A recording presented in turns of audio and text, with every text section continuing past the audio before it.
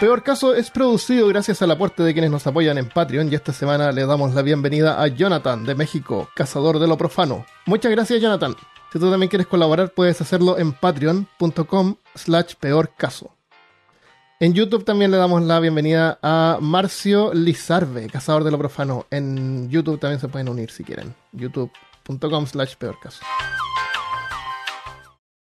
Bienvenido y bienvenida al episodio número 118 de Peor Caso. En este episodio, el asesino de Whitechapel, Jack el Destripador.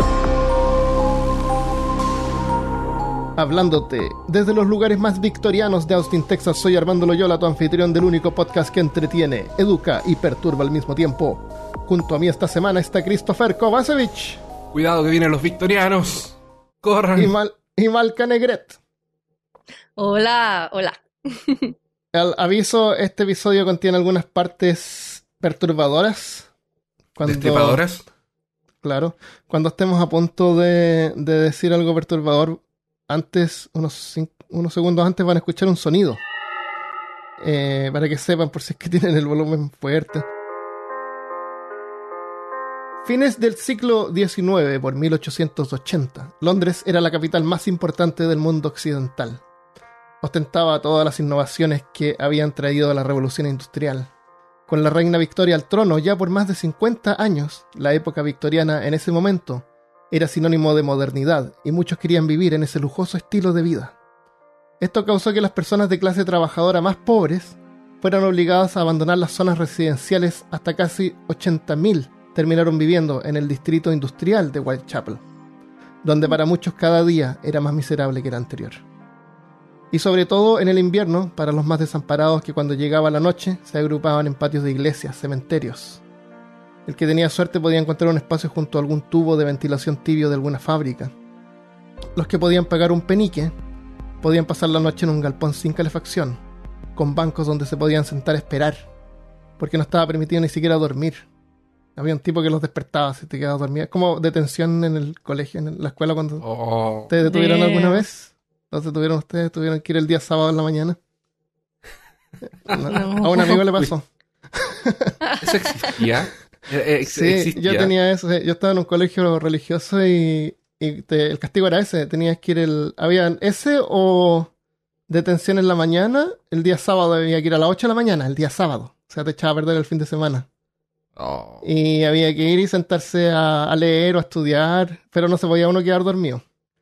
Y si te empezaba a quedar dormido, el profesor te despertaba. Qué horrible. Horrible. Y con rabia porque lo hiciste ir el final de semana. Con rabia porque estaba ahí por tu culpa. Claro. Otros podían, los que tenían la nueva tecnología de AirPods, podían escuchar música de repente, si tenían el pelo largo. Si no, había que ponerse los audífonos esos naranjos que uno tenía. Otro día podíamos hacer un episodio de cosas ¿De colegio? Cosas extrañas que nos pasaron en el colegio. Eso. Y nos podríamos... hagamos un episodio sobre eso. Y nos mandan así... los fans nos mandan sus experiencias. Teorías y experiencias en la escuela. Si quieres compartir una experiencia, envíanos un email a contacto@peorcaso.com. Bueno, en esos lugares tú podías entrar, te sentabas en un banco y esperabas a que se fuera de día de nuevo para continuar viviendo tu miserable vida. A las 6 de la mañana los dejaban salir. O sea, te podías ir cuando quisieras, pero después de las 6 ya había que ocupar el lugar. Ah, ya. Okay. Los que podían pagar 2 peniques podían dormir en un lugar sin calefacción, pero bajo techo, pero echado sobre una soga. Así, habían unas cuerdas y tú te hincabas y te podías echar en la soga. Ah, sí. Y quedabas así echado. Salen así en algunas películas. Sí. Y de ahí viene el término hangover, que es como hanging, que significa colgar. Hangover en inglés significa resaca.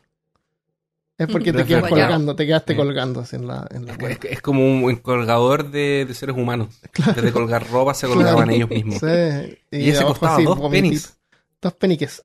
Y un penny también también servía para comprar las historietas, los libritos con... Sí. Entonces, sí, y si pagabas un poquito más, podías dormir sentado en una banca con un montón de gente al lado tuyo, con bancas como de iglesia, con una cuerda adelante, en el pecho. Entonces, como que te sentabas y dormías y no te ibas a caer porque estaba la cuerda encima tuyo. Pero a las 6 de la mañana desataban las cuerdas de la pared y todos se caían y se tenían que ir del lugar. Qué horrible. Qué duro. Había que darle un extra penique al de la cuerda para que te despertara antes de soltarla. Al final. Y más lujoso era dormir en una pensión, donde tú podías arrendar una cama en una pensión.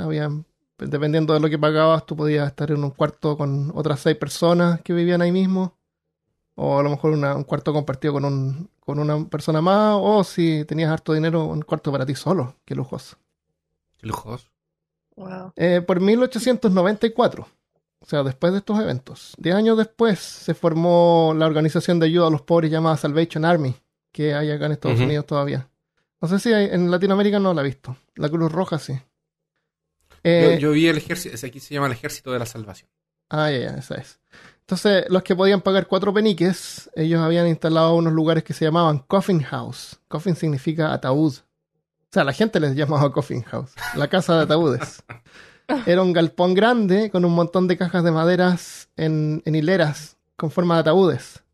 Destapadas. Entonces tú pagabas y te echabas en el ataúd, en esa caja de madera, y te podías tapar así. Wow. Y te tapabas con una lona. Y ahí dormía. Eso era como lo más parecido a una cama que podías encontrar. Por 4 pennies. Eso estaba, creo que como 4 o 5, claro. Whitechapel también era el lugar donde quedaban los inmigrantes judíos que eran mal vistos por los residentes de Whitechapel. Sentían que el gobierno les daba más atención y llegaban, instalaban sus negocios y hablaban un idioma extraño. La xenofobia se había apoderado de la población al punto que la reina incluso temía por una guerra civil. Hasta que en 1888 una sombra cubrió el distrito de Londres, una amenaza que se convertiría en el símbolo de todos los odios y miedos de la gente. El brutal y misterioso asesino de Whitechapel, conocido como Jack el Destripador.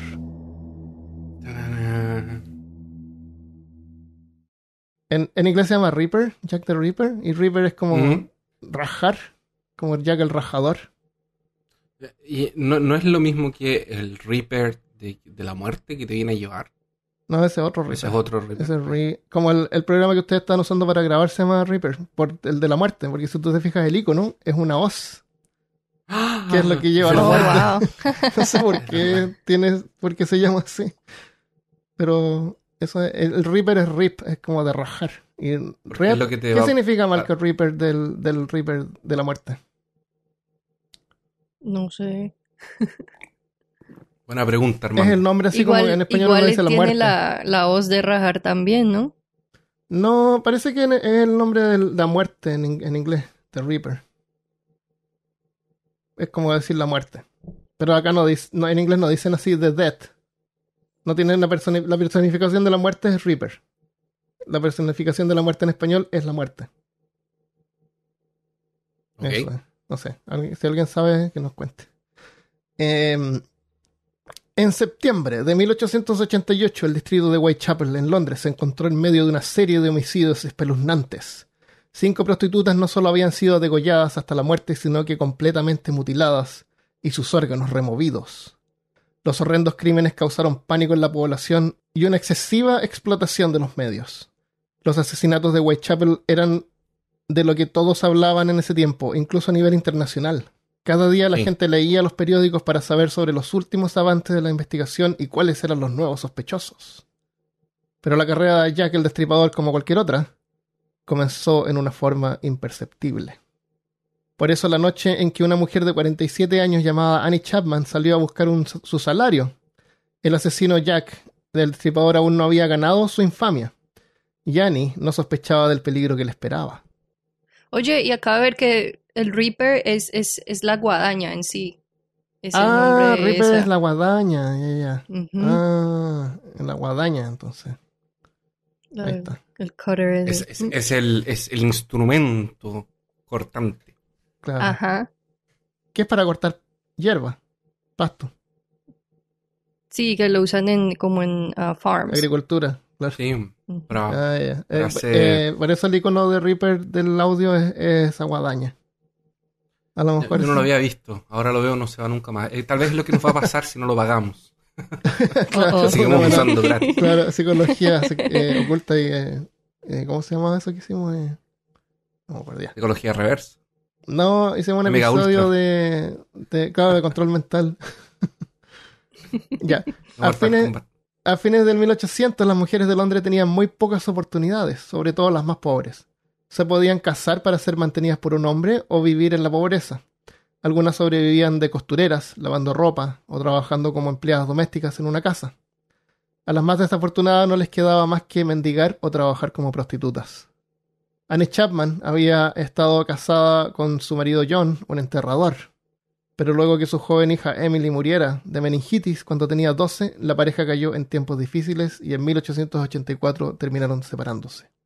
No. Chapman se cambió al único lugar que podía costear, el distrito de Whitechapel en Londres, donde vivió en varios hostales o pensiones, mientras que su ex marido le enviaba algo de dinero todas las semanas. Pero no era suficiente y para ganar un poco más, Annie se ganaba la vida vendiendo en la calle cosas que hacía con crochet, fósforos, flores falsas, y eso era generalmente suficiente para pagar una cama en una pensión. Lamentablemente, tiempo después su marido murió. Y Annie se vio forzada al trabajo sexual para asegurarse de tener un lugar tibio donde dormir cada noche. En 1888, Annie Chapman vivía en una casa de pensión junto a otras 17 personas. Allí pagaba 8 peniques, que serían como 5.44 hoy en día por cada noche. Annie era tranquila, esos son $5. Era tranquila, inofensiva y algunos fines de semana se emborrachaba. Para 1888, mientras vivía en la pensión, Annie tenía 2 clientes regulares y su estado físico se estaba deteriorando. Sufría de tuberculosis y sífilis, 2 enfermedades que lamentablemente no eran para nada raras en la población de Whitechapel en la época victoriana. Siempre está esto de querer, miramos al pasado, a ciertas etapas. Creo que incluso ya lo habíamos mencionado en algún episodio. Miramos al pasado y romantizamos tanto. Oh, sí, pero después ya cuando tú sabes no te dan ganas de viajar al pasado. Ya no te dan ganas de ir al pasado porque ya no es esa cosa que te mostraron que era. Sí. No, que el pasado no estamos en una... O sea, ahora sí. Ahora sabes la realidad. Aún existe pobreza extrema. Sí, sí. Ahí no hay ninguna duda. Pero era... En ese momento no tenías 2 opciones. O eras pobre o eras rico. No había una... No siquiera tenías 2 opciones de ropa. Tenías una ropa. Un set. Tu ropa, la que tenías era tu ropa y no te la cambiabas nunca. Y no te bañabas. Qué asqueroso. Y no te la sacabas. Te dormías en la ropa y después te ponías una chaqueta encima. Y por eso las mujeres andaban con tantas flores y los franceses inventaron los perfumes. Los perfumes. Pero eso es una cosa que hacemos, romantizamos el pasado porque nos confundimos, creemos que tiene que ver con películas, con libros. No era nada de eso. Sí. No los que escuchan Peor Caso. Claro. Los que escuchan Peor Caso tienen claro que no es así. La tuberculosis era llamada también la plaga blanca. Los síntomas eran insoportables y dolorosos, incluyendo fatiga severa y tos con flema gruesa y ensangrentada. Lo más increíble y perturbador era que esta enfermedad se convirtió de alguna manera en una moda durante la época victoriana. Sí, en una moda. La apariencia pálida, delgada y frágil de las víctimas de tuberculosis era considerada hermosa y dejaba a muchos con el deseo de replicar esas apariencias, sea incluso contrayendo la enfermedad para lograr lo que se hizo conocido como una estética tubercular. Qué hermoso. Qué horrible.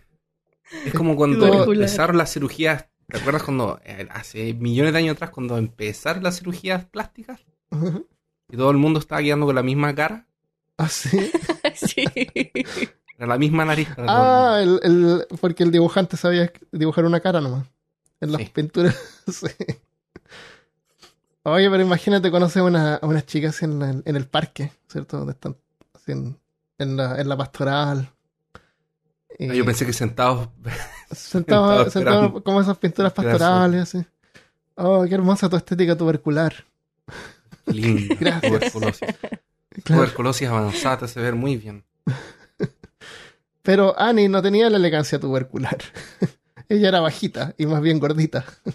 Le faltaban algunos dientes, que no era nada inusual por la calidad de vida que llevaba. Y lo que más llamaba la atención era su pelo oscuro, que en vez de rubio. Así que sus amigos lo llamaban Dark Annie, Casi a cualquiera que tuviera pelo oscuro le decían Dark. Dark Christopher. Son todos Dark. Eran todos Darks. Todos Dark. Claro, hasta que ya hay tanta gente que tiene el pelo oscuro ahora que ya dejaron de hacerlo porque ya no De decirles Darks. Claro. A los rubios le dicen rusios. Annie también sufría de sífilis en un estado temprano que todavía no era demasiado evidente, salvo tal vez por algunas heridas visibles en las manos o en la piel. Sífilis no era algo admirado por nadie. Antes, eso no. La tuberculosis sí. La tuberculosis sí, pero la sífilis no. Antes que fuera descubierta la penicilina, 40 años después, esta enfermedad bacteriana en estados avanzados dejaba a la gente literalmente con apariencia de zombies. Extensas heridas horadaban la piel, la nariz se caía. Los más afortunados podían optar por prótesis o crudas reconstrucciones cosméticas. Los menos afortunados, habían algunos que decían que habían perdido la nariz en un duelo. Tycho Brahe. Pero tal vez tenían sífilis. Los menos afortunados tenían que continuar trabajando en esas condiciones hasta que la enfermedad finalmente comprometía completamente el cuerpo y la mente. O sea, cuando tú trabajabas así, no sé, por ejemplo, en construcción, tu compañero podía tener sífilis y tu compañero era prácticamente un zombie, así sin nariz, con heridas en la cabeza. Así que se le veía la calavera, el pedazo de la calavera ahí. Pedazo de la calavera. Claro. En los estados más avanzados causaba parálisis, dificultad para coordinar los músculos, pérdida de los sentidos y demencia. O sea, zombies. Eran zombies. Básicamente. ¿Cómo? Wow. Imagínate, vas a trabajar y tu compañero así.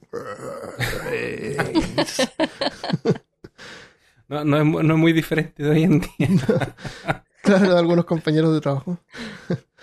En su tercer y último estado, que ocurre luego de 10 a 30 años de haber contraído la infección, con una apariencia que espantaría al mismo Junji Ito, las víctimas normalmente morían por alguna infección o por daño en los órganos internos que dejaban de funcionar. La otra cosa que producían los hombres podía rápidamente producir impotencia. Afortunadamente, Annie Chapman no alcanzó a llegar a ese estado, aunque la noche del 8 de septiembre de 1888 tampoco llegó a ver el amanecer. Esa noche, Annie estaba borracha. El administrador de la pensión le dijo que si tenía dinero para cerveza, tendría para pagar la noche. Pero no tenía. Había tenido un mal día. El día anterior había peleado con otra mujer el de la pensión por haberle usado su jabón. La discusión escaló cuando Chapman puso un penique sobre la mesa y le dijo a la mujer: toma, anda a comprarte un penique de jabón. Como anda a comprarte un centavo en jabón, si tanto te importa lo poco que sé tu jabón. Claro. La mujer procedió a golpear a Chapman, que terminó en la enfermería. Era viernes y para relajarse fue a un pub donde terminó gastando todo su dinero. Sin poder pagar por la noche en la pensión, dejó la casa luego de la 1 de la mañana y le dijo al administrador que le guardara una cama mientras salía a ganar dinero para pagar. Regresaré pronto, dijo. Pero no regresó. La noche era fría, el sonido alejado de una carreta hacía eco entre las paredes estrechas del laberinto de edificios. Cuando las últimas tiendas cerraban, las calles quedaban a oscuras. Postes de luz eran escasos y la penumbra atraía a las lacras, ladrones, borrachos, prostitutas. No había mucha vigilancia, los policías eran escasos y normalmente odiados por la población. La prostitución era ilegal y a veces lo que llamaban parejas sospechosas eran arrestadas. Annie estaba cansada, con resaca, solo quería dormir, pero no tenía dónde, y esa noche debía vagar por las calles buscando algún cliente hasta juntar lo suficiente. Las prostitutas, en una noche que varios se prostituían así como porque necesitaban juntar para poder pagar la noche. Uh-huh. Necesitaban a veces unos 2 o 3, dependiendo de la actividad que ofrecieran, los servicios. Uh-huh. Dependiendo de los servicios que ofrecían, podían necesitar así unas 2 o 3 clientes para poder juntar lo suficiente. Y parece que el servicio completo te alcanzaba para una noche para dormir en una cama. Claro. Las horas pasaban y para las 5:30 de la mañana Annie fue vista hablando con un hombre. Los dos estaban parados cerca de un patio trasero. La señora que los vio describió al hombre como mayor de 40 años, un poco más alto que Chapman, con cabello oscuro y de apariencia descuidada. Parecía extranjero, dijo con desprecio, queriendo decir que parecía judío. Llevaba un sombrero de cazador de ciervos. ¿Tú has visto los sombreros de cazadores de ciervos? Son como los de cazadores de raccoons. Son como los sombreros de Sherlock Holmes, es un sombrero cazador de ciervos. Ah, un jockey ok. que tiene los flaps que le amarras arriba. Ujú. Y un abrigo oscuro. ¿Has visto abrigos oscuros? Son esos con colores oscuros. Cuando dijiste cazador de ciervos me imaginé un sombrero antlers. claro, con los dos cachos saliendo por el lado. Para parecer ciervo. Sí, no sé por qué a lo mejor los cazadores de ciervos usaban esos sombreros. Hay varias cosas de la moda que son importadas de cosas que son completamente utilitarias. Así como los jeans, por ejemplo. Ujú. La mujer también dijo haber escuchado al hombre preguntando a Chapman, ¿lo harás? A lo que Chapman respondió, sí. Todas estas cosas, cuando digo así que alguien las vio, es porque después la policía juntó a todas las... recolectó así algunos testigos que vieron a la persona, empezaron a tratar de hilar lo que había pasado. Me imagino que con la pericia policial de ese tiempo Claro, tampoco bien limitado. tenían mucho como... Claro. Aparte que la gente quería, cuando se hizo famoso, Sí. es lo que pasa con todos los asesinos famosos. Ah, yo también lo vi, yo también hablé, vive al lado mío, el otro día vino a tocarme la puerta, Claro, sí, soy sí. yo. Se contamina la información, es horrible. Y queda Por eso es súper que a veces la difícil. policía no dice mucho, ni siquiera dice el nombre de la víctima mientras están investigando. Sí. Un poco más tarde, a las 5:45 de la mañana, muy cerca, un hombre había salido al patio de su casa para usar el lavatorio que estaba fuera de la casa. Tal vez una letrina. Reportó luego que había escuchado el sonido de una mujer diciendo "no, no", proveniendo del patio del lado. Y luego escuchó el sonido de algo o alguien cayendo contra la cerca que dividía los patios traseros. No investigó porque estos sonidos no era algo que llamara la atención. En ese tiempo, lamentablemente, había mucha violencia intrafamiliar y misoginia. Llantos de mujeres era algo usual en ese tiempo. Es posible que Chapman se encontrara con su asesino minutos antes del ataque, pensando que era solo otro cliente más, y para tener algo de privacidad se escabulleron al patio trasero de la casa. Pero a cambio, el hombre la sostuvo y brutalmente le cortó la garganta y luego mutiló su cuerpo. Finalmente escapó sin levantar ninguna sospecha. El cuerpo mutilado de Annie Chapman fue descubierto poco antes, a las 6 de la mañana del 8 de septiembre, por un anciano residente de la casa en cuyo patio trasero había ocurrido el asesinato. Su cuerpo yacía en el suelo muy cerca de la puerta del patio trasero. Las noticias de la muerte de Chapman se esparcieron rápido, y cuando el inspector de policía llegó, también atrajo una multitud entusiasmada. El periódico El Eco reportó: La emoción, como decimos, ha sido intensa. El terror es extremo. La casa y el depósito de cadáveres han sido asediados por personas. Y se dice que parte del sábado, las personas acuden en grandes cantidades para ver la mancha de sangre en el patio, pagando un penique cada uno. parece un vecino por ahí que tenía un patio donde se podía como ver desde arriba y le cobraba a la gente entrada por ver la mancha de sangre en el patio. La mancha de sangre. Claro, era la atracción. No había televisión, no había nada. Esa era la atracción de la gente. Se imaginan a la Postmortem, gente tomándose selfies con la Claro. mancha de sangre. con las cámaras La gigantescas. gente, lo que la gente hace hoy en día con los accidentes. Claro. Saca selfie. A lo ¿Han mejor visto la gente que se va para Chernobyl? no, algunos dibujaban bien rápido. Así. A las 6:30 de la mañana, un doctor acudió a la escena. Reportó que la garganta de Annie Chapman había sido cortada tan violentamente que su cabeza apenas estaba unida al cuerpo, solo por el hueso de la columna. Su abdomen había sido cortado y abierto. El intestino delgado y otras porciones estaban al lado derecho del cuerpo, en el suelo, y otras a la altura del hombro derecho, pero todavía unidos al cuerpo. Como que había sacado las cosas, las había tirado hacia los lados como para despejar. Ah, como si estuviese buscando algo. Exacto. Había mucha sangre. Parte del estómago estaba sobre el hombro izquierdo. El útero y 2/3 de la vejiga habían sido removidos, pero no se encontraron en la escena del crimen, así que se asumió que el asesino se los había llevado. Estos cortes eran muy limpios, sugiriendo que la persona que los hizo tenía experiencia. Todo esto había sido realizado en una noche muy oscura en menos de 30 minutos. El periódico The Corner reportó que obviamente el trabajo fue realizado por un experto, de uno al menos de tal conocimiento de anatomía o patología que le permitió remover los órganos con un solo corte. Ningún vecino escuchó nada, ni siquiera el dueño de la casa donde el cuerpo había sido encontrado. Al lado había una carnicería que vendía carne para gatos, principalmente de caballos, y la dueña tampoco escuchó nada. En inglés se llama cat meat, carne de gato. Entonces, algunos creen que vendían carne de gato, pero no es así. Vendían carne para gatos. Personas? Ah, para gatos. Para gatos. Tú tenías un gato y ibas a comprar carne para gatos, que era carne de caballo. O sea, los gatos parece que comían mejor que hoy en día. Que comen ¿Les daban carne de caballo a los... Ya, ok. A los gatos les daban carne. Ya es algo. Ya, okay, ya es algo en vez de pellet. La gente no recibía. Okay. Claro.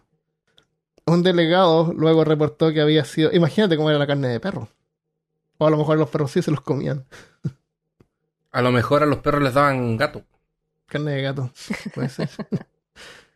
Un delegado luego reportó que había sido consultado por la policía si una fotografía del ojo de la difunta podía ser de utilidad. Pero les había informado que una fotografía del ojo sería inútil en este caso. Esta consulta tiene que ver con la creencia en que en el ojo de una persona queda grabado lo último que vio antes de morir. Es posible que Annie Chapman pudiera ver claramente a su asesino. En ese tiempo, algunos científicos pensaban que se podían usar los ojos de un cuerpo para identificar al atacante. ¿Podría ser que la última imagen que alguien ve quede fija en los ojos después de morir, tal como una fotografía? Era una práctica que había sido intentada en el pasado para atrapar asesinos, aunque evidentemente no fue útil para atrapar a Jack el Destripador. Me imagino que no. De todos modos es interesante, y de eso vamos a hablar en el Afterpod.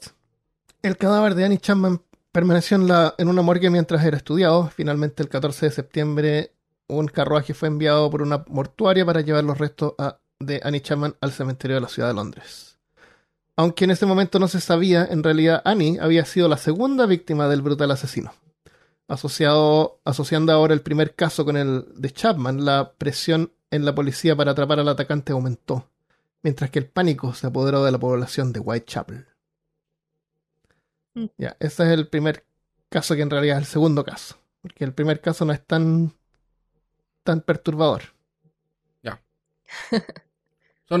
No, solo la destripó y le sacó el útero. No. Claro. No, por eso te digo, el segundo es el más... Sí, tienes razón. No, son 12 nomás, así que tranquilo. Yo creo que aquí a las 6 de la tarde estamos listos. No. ¿Cuántos asesinatos se le...? 5. Son 5 que tienen el nombre que supuestamente fue Jack. Sí. El mismo asesino. Confirmo. Por el sistema y ya. Sí. Hubieron otros asesinatos. Hay siempre asesinatos entre medio, pero... No, me imagino. Es muy característico que tenga esos cortes limpios que... De hecho, por lo que me describiste en la escena, esto es como un juego de rol. Por lo que describiste en la escena, se ve que hay un orden para sacar las cosas, sabe lo que está haciendo. Entonces, aparentemente sí, como que estaba buscando el útero. Parece que está buscando algo y sabe dónde está. Aparentemente sí. Entonces, todo te hace pensar que es alguien letrado, porque no todo el mundo tiene ese tipo de experiencia. Claro. Que no es alguien, no es un asesino así no es un asesino como por el del momento, como una cosa así como que le dio un ataque de rabia, sino que es algo que está estudiado, que fue algo que planeó. Sí. Bueno, veamos el otro caso, que es el primer caso. Una semana antes, el 31 de agosto, a las 3:40 am, un cochero que pasaba por la entrada de un establo descubrió el cuerpo de una mujer en el piso. Fue identificada como Mary Ann Nichols.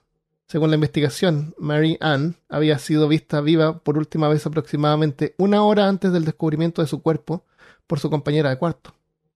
Mary Ann en algún momento había estado felizmente casada y había tenido 5 hijos, pero luego se volvió alcohólica, se terminó separando y sin nada se vio obligada a vivir en una pensión en el distrito de Whitechapel, prostituyéndose para obtener ingresos.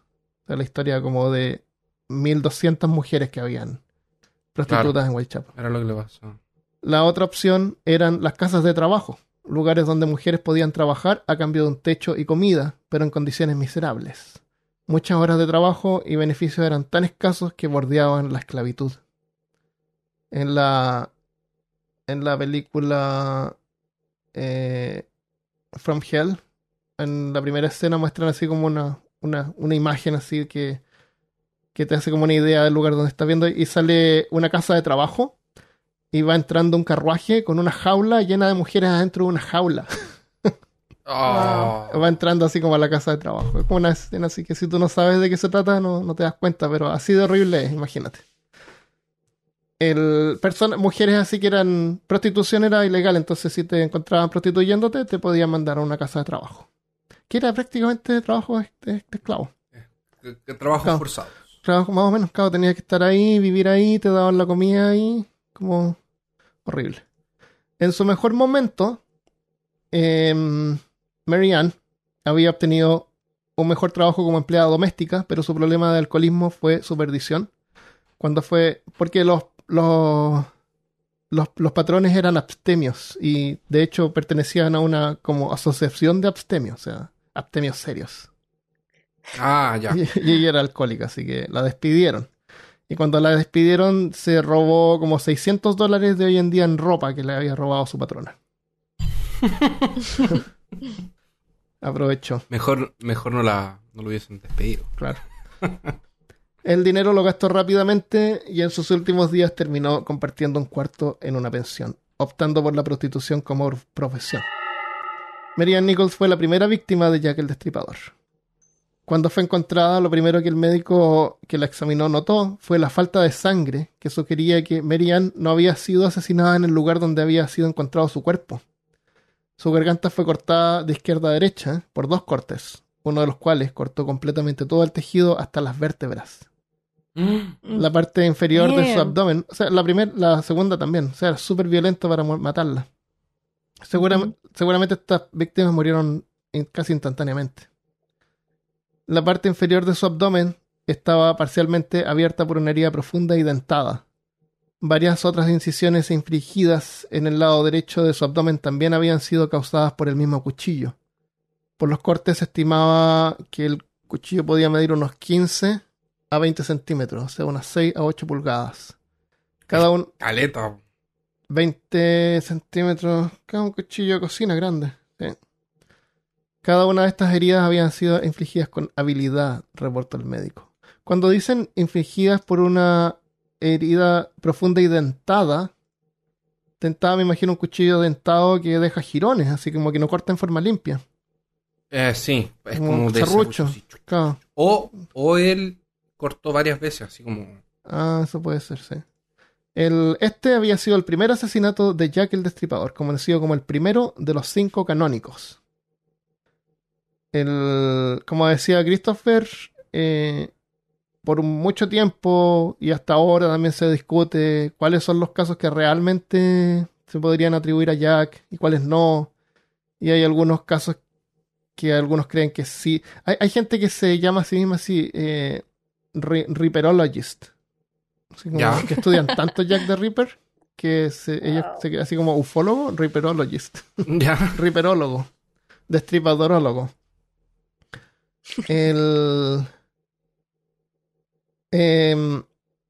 Mientras que la investigación continuaba, una semana después del violento asesinato de Annie Chapman, la policía había entrevistado a varias prostitutas locales. Varias sospechaban de un hombre que frecuentaba el lugar. Dijeron que tenía apariencia siniestra y siempre llevaba puesto un delantal de cuero o mandil de cuero, como el que usan los carniceros o trabajadores de un matadero. A este hombre le apodaban Leather Apron, que significa delantal de cuero o mandil de cuero. Y se decía que robaba a las prostitutas amenazándolas con un cuchillo. Pronto el hombre fue encontrado y arrestado. Su nombre real era John Pizer, pero quedó en libertad luego que se pudieran verificar las coartadas de Pizer para las noches de los asesinatos más recientes. Al día siguiente de la muerte de Annie Chapman, la segunda víctima, una posible pista fue encontrada cerca de una pescadería local. Era una camisa manchada con sangre. La camisa fue rápidamente asociada con un hombre que ese mismo día había sido visto en un bar con una herida de mordida en una mano y hablando cosas contra las mujeres. No fue difícil encontrar una mordida en la mano. Una mujer lo había mordido. Ah, pensé que era un zombie. Fue arrestado Su nombre era William Piggott, y trabajaba de carnicero en un barco. Piggott afirmó que había sido mordido por una mujer cuando trataba de ayudarla. ¿Qué tipo de ayuda? Claro, claro. Y que la sangre en la camisa era suya. Fue investigado, pero pronto fue puesto en libertad, ya que ningún testigo lo pudo reconocer. El doctor lo declaró lunático y fue puesto en un asilo. Es súper sospechoso este tipo. O sea, sangre en una camisa, una mordida de mujer. Pero es un carnicero, por hermano. Era cocinero en un barco, claro.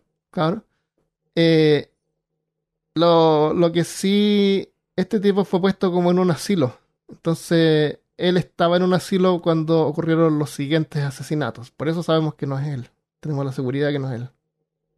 En teoría.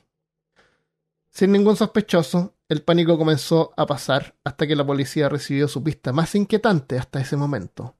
Una pista proveniente del mismo asesino de Whitechapel. Una carta escrita en tinta roja, recibida por la Central de Noticias de Londres.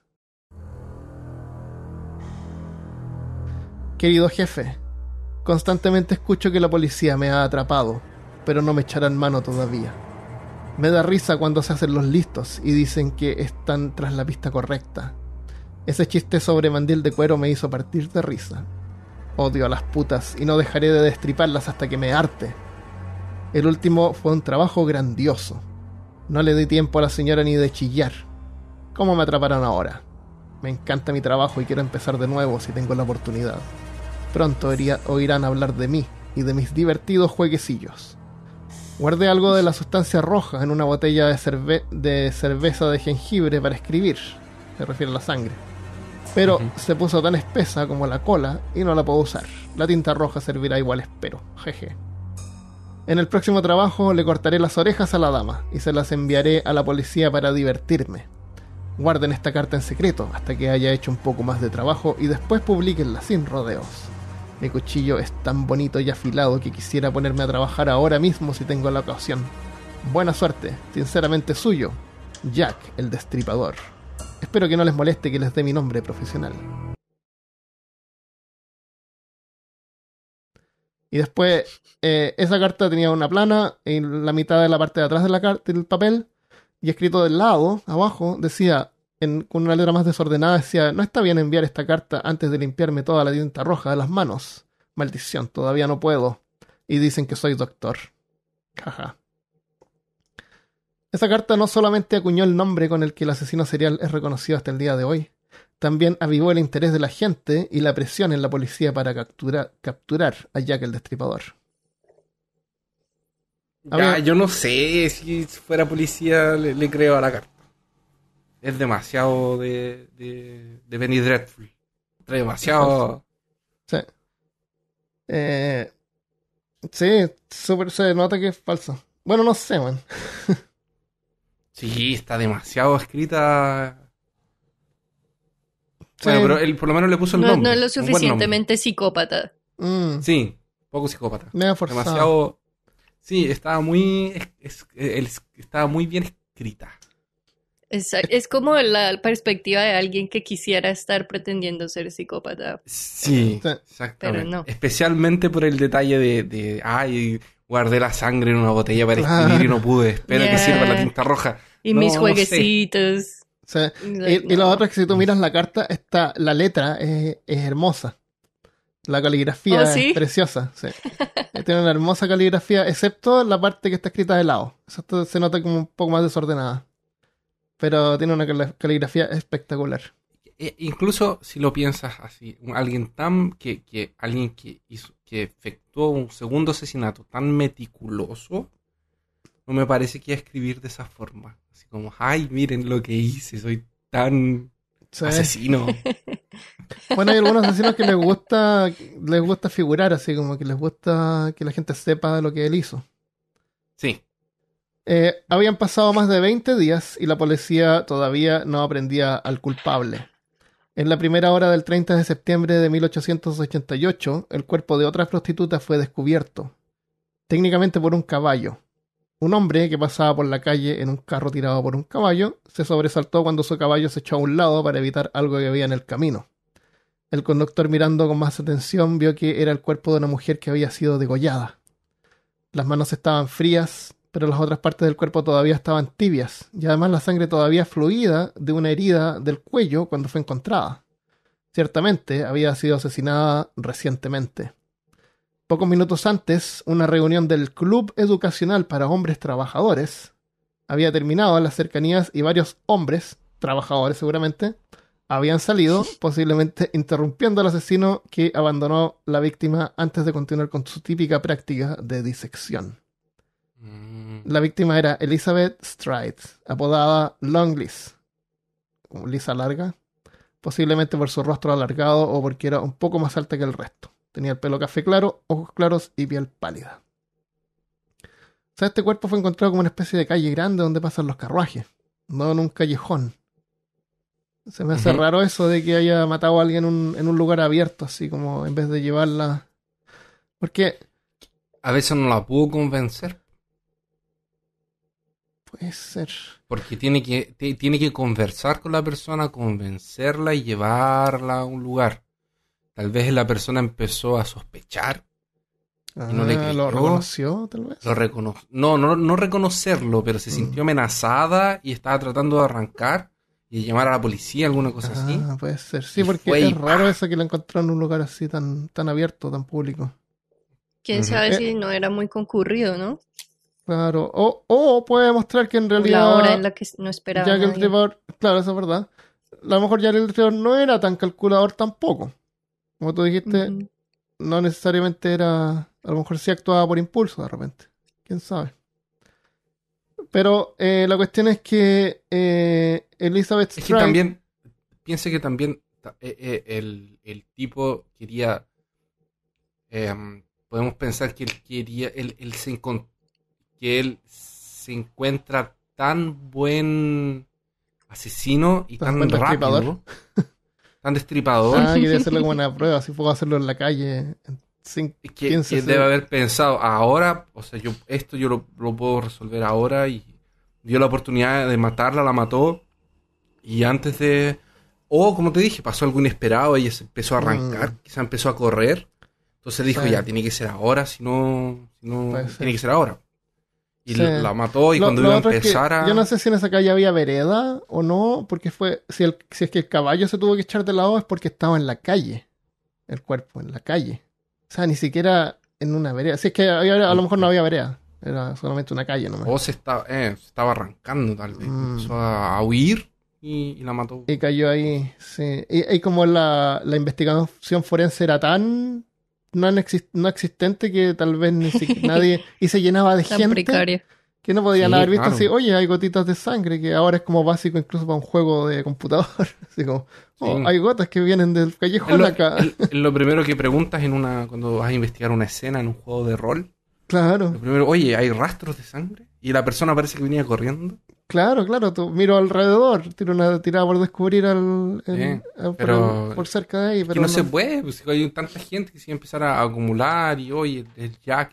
Lo otro que podría ser es que, como dijimos, que aparentemente él buscaba algo, a lo mejor él antes de necesitar abrirla se dio cuenta que esa mujer en realidad no tenía lo que él buscaba y la desechó y la tiró así como...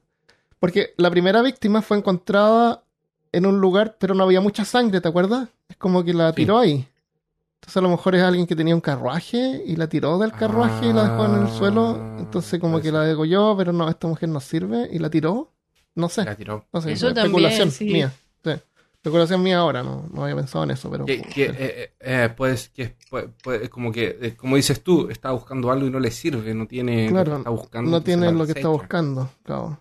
Y para adelantar un poco, puede ser sífilis, por ejemplo. Puede ser así como que alguien que... Una prostituta le causó sífilis a él y él se quiere vengar de las prostitutas porque le dieron sífilis y, como dijimos, la sífilis te causa impotencia.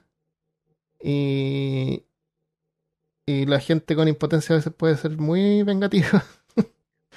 Entonces a lo mejor se dio cuenta, no, esta mujer no tiene sífilis, no tiene rastros de sífilis, no sé. Y si es alguien que estaba tratando de encontrar la cura para esas enfermedades. A lo mejor, claro. Y para eso necesitaba ver úteros y ver si se transmitía por ahí. Tal vez. Claro. No me dicho. Ponía su... Jack el científico. Era Jack el científico literario. El científico destripador. El científico destripador. Bueno, Liz, Liz Larga, Lisa Larga, fue la víctima más joven de Jack el Destripador. Había llegado desde Suecia y tenía un espíritu emprendedor. Había aprendido a hablar inglés y Yiddish, lenguaje que hablaban los inmigrantes judíos. En su mejor momento estuvo casada con un carpintero de Londres y tuvieron una cafetería. Esta es como la vida más feliz que se podía encontrar entre las víctimas. Lamentablemente, después de 4 años tuvieron que cerrar la cafetería. No había sido rentable y las deudas se habían acumulado. La relación se deterioró y terminaron separándose.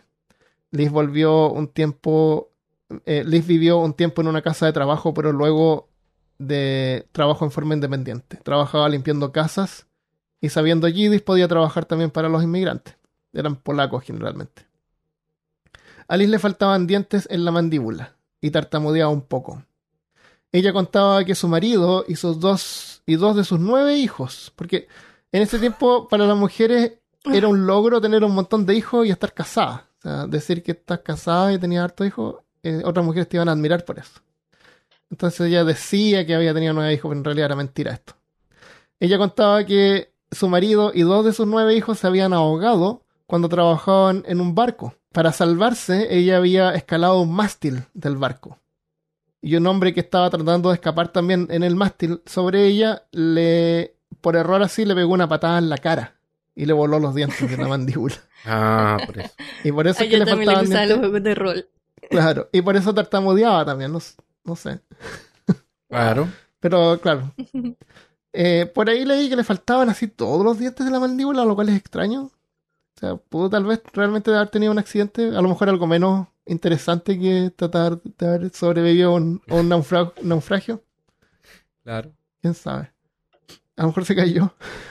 Para Liz, el trabajo de prostitución era más lucrativo y finalmente lo había adoptado como una profesión.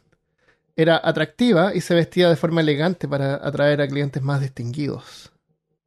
Liz, la entrepreneur, ¿cómo se llama? La emprendedora. La empresaria. Claro. Emprendedora. Eso. Lamentablemente había atraído la atención de Jack, el destripador, que la asesinó cortándole el cuello. Pero aparte de la herida de la garganta, no había otras heridas.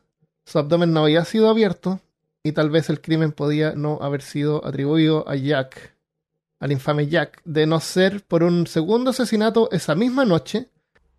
Tan solo 45 minutos después de que el cuerpo de Liz o Elizabeth fuera encontrado, a una distancia caminando de tan solo 15 minutos, el cuerpo mutilado de Catherine Eddowes fue descubierto, y esta vez Jack el Destripador era sin duda el culpable. ¡Tan, tan, tan! Su nueva víctima había sido Catherine Eddowes, una mujer de 1,50 m, a 5 pies, con cabello castaño oscuro y ojos de color avellana. Sus amigos la describían como una mujer muy alegre, siempre cantando, y una persona inteligente y gustosa de aprender. Pero poseía un temperamento feroz. Catherine tuvo al menos una pareja con quien tuvieron 2 hijos. Lamentablemente, como la historia se repite para muchas mujeres de Whitechapel, Catherine también cayó en el alcoholismo, lo que hizo que se separara de su familia, terminando en una pensión cuando podía y con frecuencia terminando el día en un lugar conocido localmente como el cobertizo. Tal vez era simplemente un cobertizo. ¿Qué es un cobertizo? Un techo. Un techo, si te pones debajo de un techo. Ah, ya. Eso. Eso es un techo. Un techo. Sin pared. Tal vez sin pared, pero le decían el cobertizo. Como un granero, no sé, un lugar donde pones un burro. Así, perfecto. Unas paredes mal hechas. ¿Cobertizo no es eso que tú tienes atrás de tu casa? A veces le dicen cobertizos, claro. Claro, puede ser. Claro, una casita. Una cosa bien básica. Ya, ok. En la primavera de 1888 había trabajado recolectando fruta en el campo, pero apenas regresó a Londres gastó todo su dinero rápidamente. Catherine no era prostituta de profesión, aunque lo hacía de forma casual si era necesario. El día anterior del asesinato de Catherine había ido a visitar a una de sus hijas que estaba casada con un fabricante de armas, para ver si le podía dar algo de dinero. pero no le fue bien y se vio obligada a empeñar lo poco de valor que tenía, sus botas, quedando descalza, pero al menos pudo dormir una noche más en una cama. Al día siguiente por la tarde, Catherine fue encontrada borracha y fue llevada en custodia a la estación de policía. La llevaban... Me da risa porque es como, bueno, tengo 2 peniques para dormir esta noche. Me los voy a beber. Sí. La llevaron detenida. El problema es que la policía, si te llevan detenido, a veces te dejan hasta el día siguiente. Pero como a la 1:30 de la mañana, Catherine ya estaba sobria, o lo suficiente para caminar derecho tal vez. Así que la dejaron en libertad. Libertad que en este caso sería una sentencia de muerte. Salió de la estación de la policía a la 1 de la mañana del 30 de septiembre. Tan solo una media hora más tarde, Catherine Eddowes perdería su vida en manos del asesino de Whitechapel. El médico de la policía que acudió a la escena fue distinto al que había revisado los demás casos, y luego de revisar el cuerpo, no estuvo de acuerdo con la supuesta habilidad y experiencia del asesino, de la que se había hablado tanto antes. Había hecho imaginar a la población que el asesino podría ser alguien con educación. Había la idea de que me hicieron imaginar a mí. Claro. Había la idea de que se trataba de un estudiante de medicina frustrado o un médico que buscaba víctimas para practicar. El médico explica, en cada caso, la mutilación fue infligida por una persona que no tenía conocimientos científicos ni anatómicos. En mi opinión, ni siquiera posee el conocimiento técnico de un carnicero, o un matadero de caballos, o cualquier persona acostumbrada a cortar animales muertos. A lo más... En una de esas, el primer médico era solo un practicante. Estaba en segundo año de medicina. Tal vez. No había empezado con la parte práctica. De los cortes. Dijo, esto está muy bien hecho. O tal vez él era muy malo. Su trabajo era pésimo. Dijo, esto está muy bien hecho. O quizás no era médico. Dijeron, bueno, llamen un médico. A lo mejor era un dentista, no era un médico de verdad. No, pero ha cambiado mucho. Hoy en día los dentistas son, dependiendo de la especialidad, son tan mejores cirujanos. Tranquilo, está bien. Siempre le echan caca a los dentistas, que no son médicos de verdad. El cirujano local y el médico de la ciudad también pensaron que el asesino carecía de la habilidad anatómica y en realidad no estaba buscando algún órgano en particular. Y la verdad es que el primer médico nunca... Claro. No era médico. No era médico tampoco. Era homeópata. Eso. Veía chakras. Y dijo así como... Esto está muy mal, dude. La garganta de Catherine había sido cortada, tal como el resto de las víctimas, y su abdomen abierto con una herida profunda y dentada. Le había extirpado el riñón izquierdo junto con una gran parte de su útero. Además del usual destripamiento en el cuerpo de Catherine, el asesino había hecho algo distinto. Le hizo cortes en la cara. Había un corte transversal a través del puente de la nariz y ambas mejillas estaban cortadas, tipo Naruto, como lo que le debe haber pasado a Naruto. Naruto tiene unas líneas extrañas que parecen bigotes, pero no son bigotes. Me cargan porque no son bigotes. ¿Qué son? Quiero saber. Pues, del Yui, loco. Tiene tres bigotes a cada lado, pero no son bigotes, son unas líneas. ¿Por qué se supone que son? ¿Se supone que son cicatrices? ¿Qué son? No, porque él tiene el zorro de 9 colas adentro. Armando, no me vas a empezar a hablar. ¿Los bigotes pegados en la piel? No sé, es raro. Para representar, se llama el diseño de personaje. Ah, ya. Chaqueta naranja que no tiene nada que ver con ningún otro tipo de personaje conocido. y ya. También a través de los párpados en ambos ojos. También le cortó la punta de la nariz y parte de una oreja. Muy poco antes de que el cuerpo mutilado de Eddowes fuera descubierto, unos testigos que caminaban por ahí la vieron en compañía de un hombre que describieron como de aproximadamente 1,70 m, o sea, 5 pies 7 pulgadas de alto, de unos 30 años de edad, de complexión mediana, tez blanca, pelo claro y bigote espeso. Su atuendo se veía gastado. Dijeron que tenía la apariencia de marinero. Es posible que estos testigos vieron realmente a Jack el Destripador, un asesino implacable, considerando que la policía había aumentado la vigilancia y esa noche del 30 de septiembre de 1888 había matado 2 víctimas, la segunda a solo pocas cuadras desde donde la policía estaba patrullando. Había asesinado frente a sus narices. Por ahí leí que parece que vieron así como las huellas de los zapatos y vieron que eran como suelas de goma. Y parece que en ese tiempo los marineros solían usar suelas de goma, deben tener como más agarre. Era como algo que los marineros usaban, tal vez. Por eso pensaron que a lo mejor era un marinero. La policía no era la única buscando al asesino serial. Una vez la policía se topó con un hombre vestido de mujer. Había resultado ser un reportero tratando de atraer la atención del asesino. Oh, no, sí. Hombre comprometido con la verdad. Claro. No, claro, se descubría así. Yo no soy mujer, pero señor, por favor, déjeme hacerle una entrevista. Le pagaré.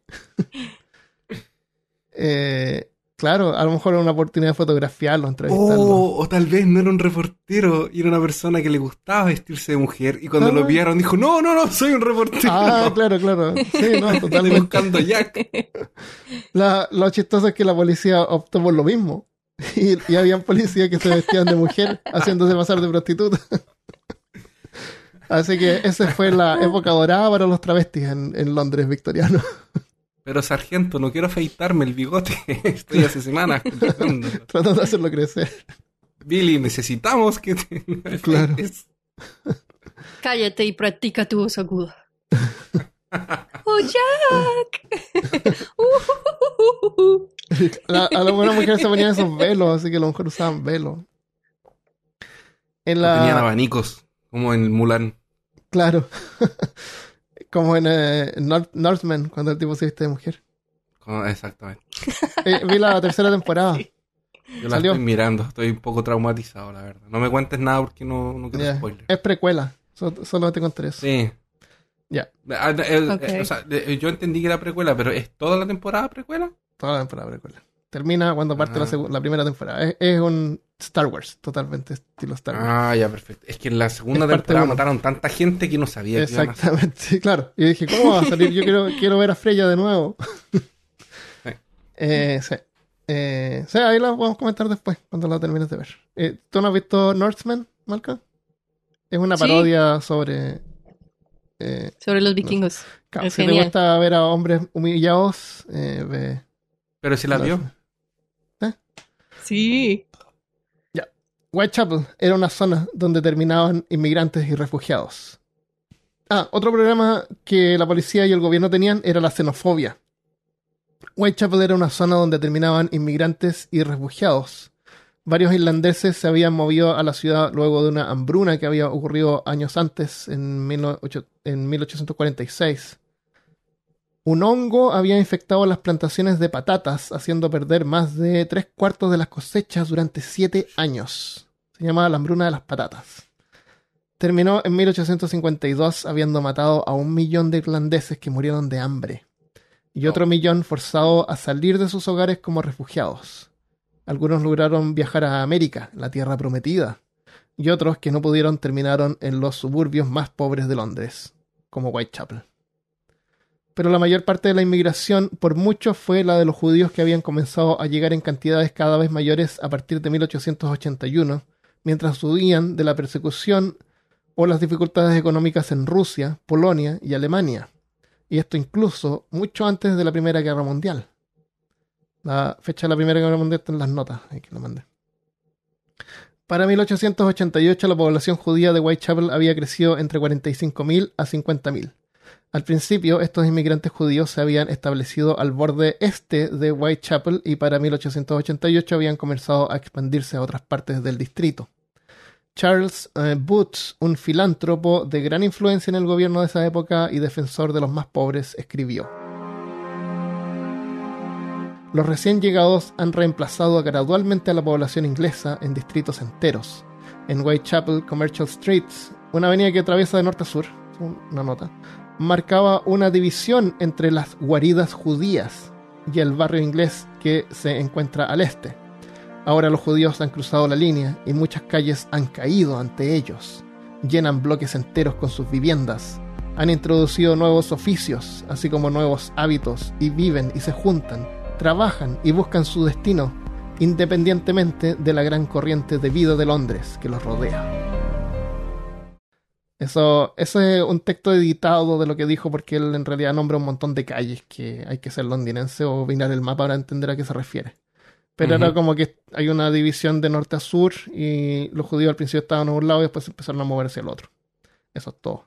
Al principio los inmigrantes judíos fueron recibidos con cierta simpatía, pero a medida que avanzaba la década, una depresión económica y desempleo masivo se extendía por Whitechapel. Las actitudes comenzaron a cambiar y el prejuicio y xenofobia eran un sentimiento común entre la población, especialmente entre los más pobres, entre los que estaban las prostitutas y desamparados que tenían que dormir colgados de una cuerda o en una caja que parece ataúd en un cementerio. A lo mejor se iban a morir igual, así que era como una buena práctica para practicar. Claro.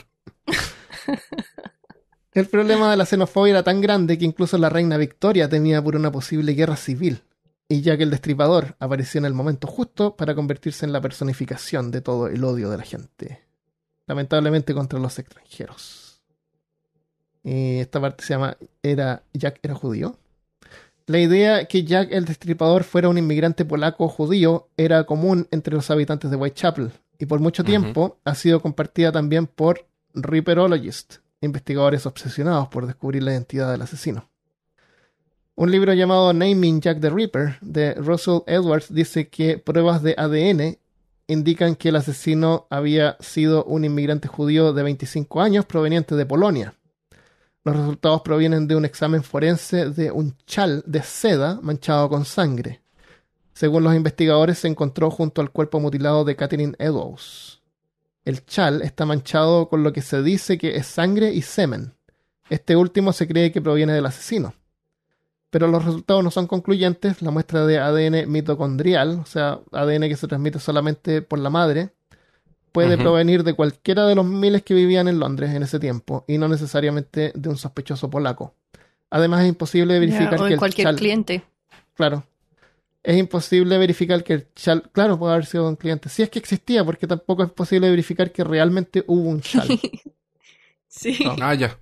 Y si hubo un chal, también ha sido contaminado durante años. A lo mejor no sé. Alguien que le gustaba ahí pajearse con la evidencia. Sí, no quería decir eso, pero gracias, Marca. Qué horrible imagen que tengo en mi cabeza. Sí, me imaginaba a alguien que pescaba el chal, lo usaba. Está bien. El sospechoso polaco... Estaba evitando pensar en eso. El sospechoso polaco era Aaron Korzminski, que había llegado a Londres en 1880 y trabajaba como barbero, aunque en realidad tal vez no. Aaron Korzminski era realmente un inmigrante que después de los asesinatos fue arrestado por haber amenazado a una mujer con un cuchillo y fue puesto en un asilo para lunáticos. Así se llamaban, asilo para lunáticos de Colney Hatch. Durante los eventos de 1888, la policía anunció entre los sospechosos había alguien de apellido Korzminski, pero nunca le dieron nombre, y solamente años después se sospechó que este Korzminski podría ser este barbero, un barbero loco. Así que no es posible ni siquiera verificar que ese era el Korzminski que la policía tenía como sospechoso, ¿me entiendes? La policía dijo que había un Korzminski como sospechoso. Solamente años después se descubrió que, oye, hay un barbero que se llama Aaron Korzminski, a lo mejor ese es. Sí, ese es. Ese es Jack the Ripper, pero no. En el 2014 su nombre emergió nuevamente con la publicación del libro Naming Jack the Ripper, en el que se habla sobre las pruebas de ADN. Son como hay cientos de libros de Jack the Ripper que tratan de verificar, de probar así como descubrimos al asesino. Y este es uno de ellos. En la misma noche en que Edo fue asesinada, más tarde fue encontrado un delantal o un mandil, como el que vestiría el sospechoso John Pfizer, llamado mandil de cuero. El mandil estaba manchado con sangre tirado junto a la pared, y en la pared habían unas marcas que se leían algo así como «Los judíos pagarán por lo que hicieron». John Pfizer en realidad no había sido encontrado culpable, pero en los ojos de la población, con la xenofobia que había en ese tiempo contra los judíos, ese graffiti podría haber causado grandes disturbios. El graffiti decía algo así como: los judíos no serán los que no paguen por lo que hicieron. Así era como una doble contradicción. Ya. Al final era bien raro, pero era así como que los judíos pagarán por lo que hicieron. O los judíos no pagarán por lo que ellos hicieron. Una cosa así. El jefe de policía miró el graffiti y pensó ya, a ver, podríamos borrarle la parte de arriba que dice los judíos y dejar el resto. Para evitar problemas, el jefe de policía metropolitano ordenó que el graffiti fuera borrado completamente antes que la prensa se enterara y pudiera tomar cualquier fotografía o se llenara de gente. Porque después de todo, cualquier sitio relacionado con el asesino se convertía instantáneamente en un destino turístico hasta el día de hoy. O sea que primero pensó en borrar una parte del graffiti. Claro, para y dejar el resto. Muy creativo. Claro. Y después dijo no. Claro, el grafito fue hecho por una persona que quería incriminar a los judíos. Esa es la cuestión. No hay evidencia de la existencia de este graffiti porque supuestamente lo borraron antes que le pudieran tomar una foto. O sea, ni siquiera hay una fotografía. Pero debe estar en el registro en algún lugar. La policía dice que sí. Claro, sí, es posiblemente que sí existió, pero no fue un mensaje de Jack the Ripper ni nada. Fue de alguien xenofóbico. Fue un mensaje xenofóbico. La policía llegó antes. Claro. No, seguramente no fue Jack. No, para nada. Y como te digo, alguien plantó ese mandil de cuero, así como que, mandil de cuero, acá está. ¿Qué es un mandil?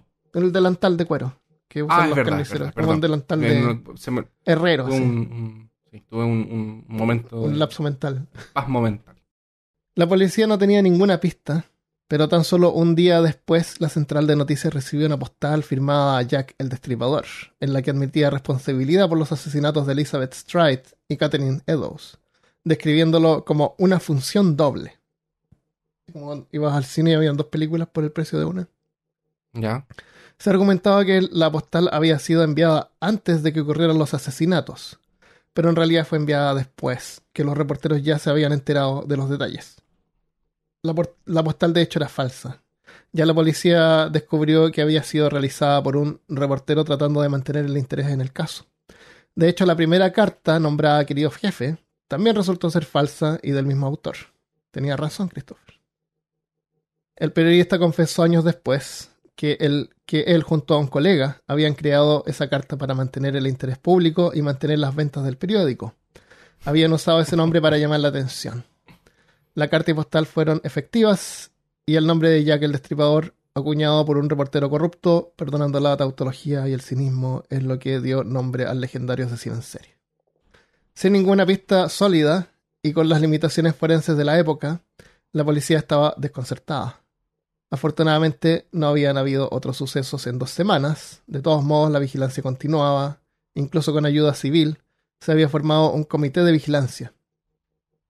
También se sugirió usar perros sabuesos para rastrear al asesino, pero necesitaban una muestra fresca y no contaminada. O sea, el perro podía ir a oler la sangre y después rastrear, porque se creía que Jack vivía por ahí cerca, era capaz de limpiarse, rondaba por el mismo área.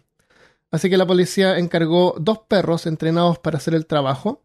Y si el asesino atacaba de nuevo, la policía debería esperar a que Burgo y Barnaby llegaran a la escena del crimen antes de acercarse. Eran 2 perritos vestidos de policía y con sombreros de Sherlock Holmes. No, con esos sombreros altos así. Eso, ¿no? Azules. Claro, con sombrero de policía. La estrellita en medio. De policía londinense. Burgo y Barnaby. Excelente nombre para adoptar. El 15 de octubre, el líder de este comité recibió una misteriosa carta. De hecho, eran cientos las cartas del supuesto asesino que se recibían y estas ya no eran divulgadas al público para evitar especulación. Se aprendió mucho de este caso. Técnicas policiales. Pero la misteriosa carta era diferente. Había razones para pensar que pudo haber provenido realmente del asesino de Whitechapel. La carta estaba dentro de una pequeña caja de cartón. Arriba, a la derecha, donde normalmente solía ponerse el lugar de procedencia o la fecha, solamente decía del infierno. Estaba escrita a mano con una letra más bien desordenada y caótica. La carta era breve y se leía: del infierno, señor Lusk, que era el nombre del jefe del comité de vigilancia. Señor, le envío la mitad del riñón que tomé de una mujer, preservado para usted. El otro pedazo lo freí y comí. Estaba muy bueno. Podría enviarle el cuchillo ensangrentado con que lo saqué, si espera un poco más. Firmado: atrápeme si puede, señor Lusk. Esta carta, en la versión original en inglés, tiene algunas palabras mal escritas. Por ejemplo, en vez de decir kidney, que es riñón, dice kidney, falta la Y al final. En vez de preservado dice preserved, en vez de preserved, preserve. En vez de decir the other piece, así como la otra parte, en vez de decir the other, dice t'other piece. Entonces fue escrita como la forma que la gente hablaba. En inglés roto. En inglés, claro. Wait, entero, en vez de wait, le falta una H. Al final dice Mister en vez de Mister. Tengo cosas raras. En la caja, efectivamente, envuelto había un trozo de carne preservado en etanol que fue identificado como un riñón humano, aunque es imposible verificar si realmente fue removido de Catherine Eddowes, con la tecnología limitada que tenían en ese tiempo. Tal vez esta carta sí era auténtica después de todo, y sin duda incrementó aún más la ansiedad. Pues aunque no había habido incidentes en las recientes par de semanas, la famosa carta nefastamente enviada desde el infierno era un augurio de que no faltaba mucho hasta que el asesino de Whitechapel, Jack el Destripador, actuara nuevamente. Agentes de policía fueron traídos desde otros distritos. Eran tantos que por la noche la gran mayoría de los que deambulaban por Whitechapel eran policías. De hecho le decían Blue Chapel. No, qué fome el chiste ya. Horrible. Octubre pasó sin ningún incidente y para noviembre hubo un sentimiento de alivio creyendo que la amenaza ya había pasado y la vigilancia comenzó a declinar. Pero tal como suele ocurrir, cuando creían que había pasado todo, todavía faltaba lo peor. COVID. Una mujer que... Y este es el último caso. Una mujer que arrendaba un cuarto con salida a un patio exterior. Tenía como más dinero, podía arrendar un cuarto para ella sola. Imagínate, con salida a la calle. Es bastante... Súper lujoso. Era un solo cuarto nomás, tenía una cama y unas mesas. Pero esta mujer llevaba sin pagar la renta ya por 6 semanas. El dueño de la propiedad envió a su asistente para ir a cobrarle. El asistente golpeó la puerta, pero nadie contestó. Curioso, se asomó a una ventana para mirar dentro. Y fue cuando descubrió el horror. Mary Jane Kelly, de solo 25 años, yacía en la cama muerta. Su cuerpo había sido mutilado y estaba completamente desfigurado. No. Mary Jane era irlandesa. Había tenido aspiraciones por una mejor educación, pero terminó en Whitechapel, donde mendigar y prostituirse se habían convertido en sus fuentes de ingreso.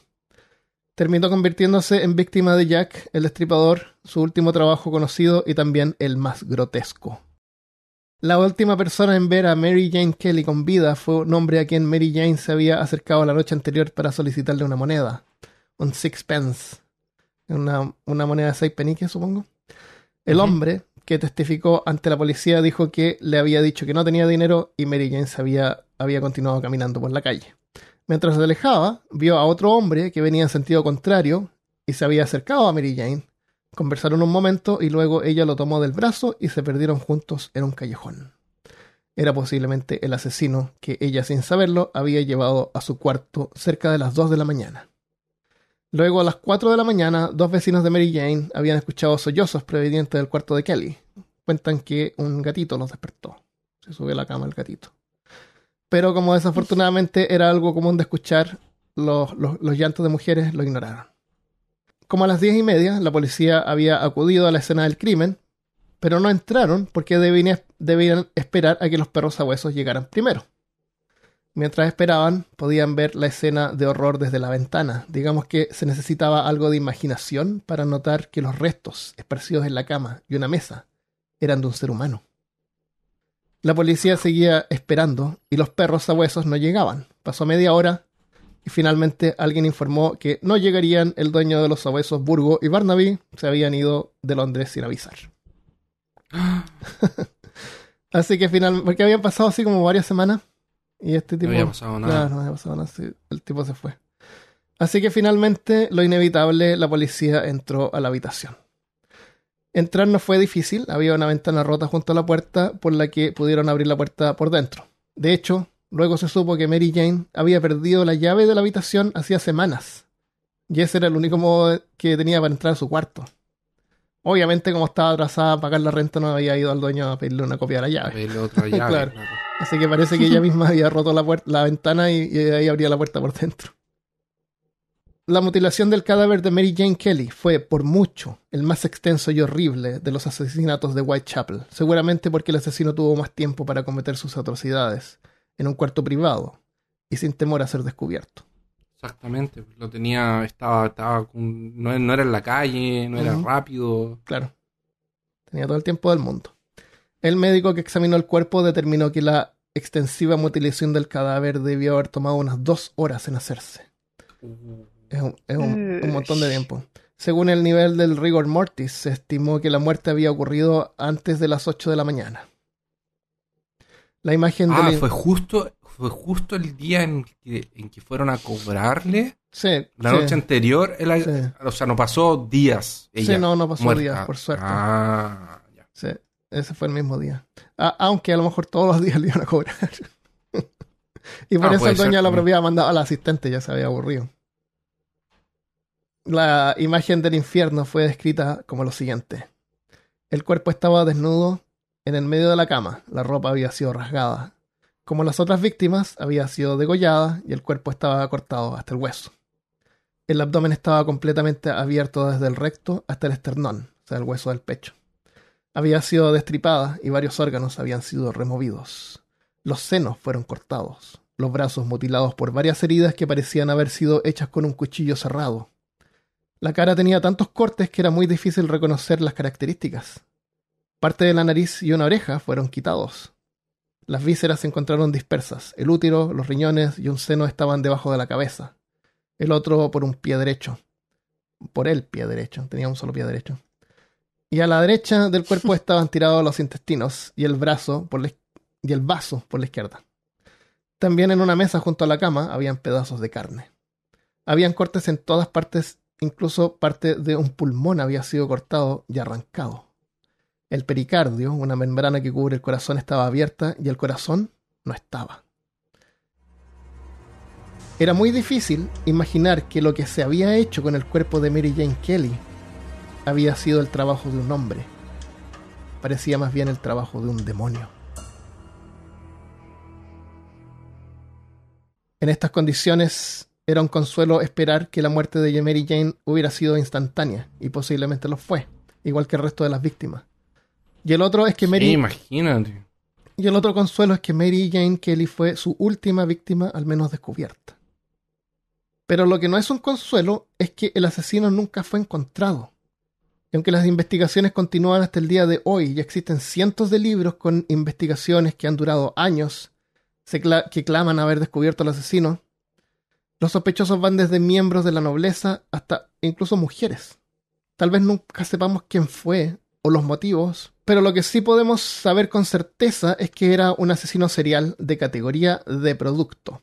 Entonces aquí terminamos con los casos y ahora vamos a analizar un poquito la personalidad, la psiquis del asesino, con lo que sabemos.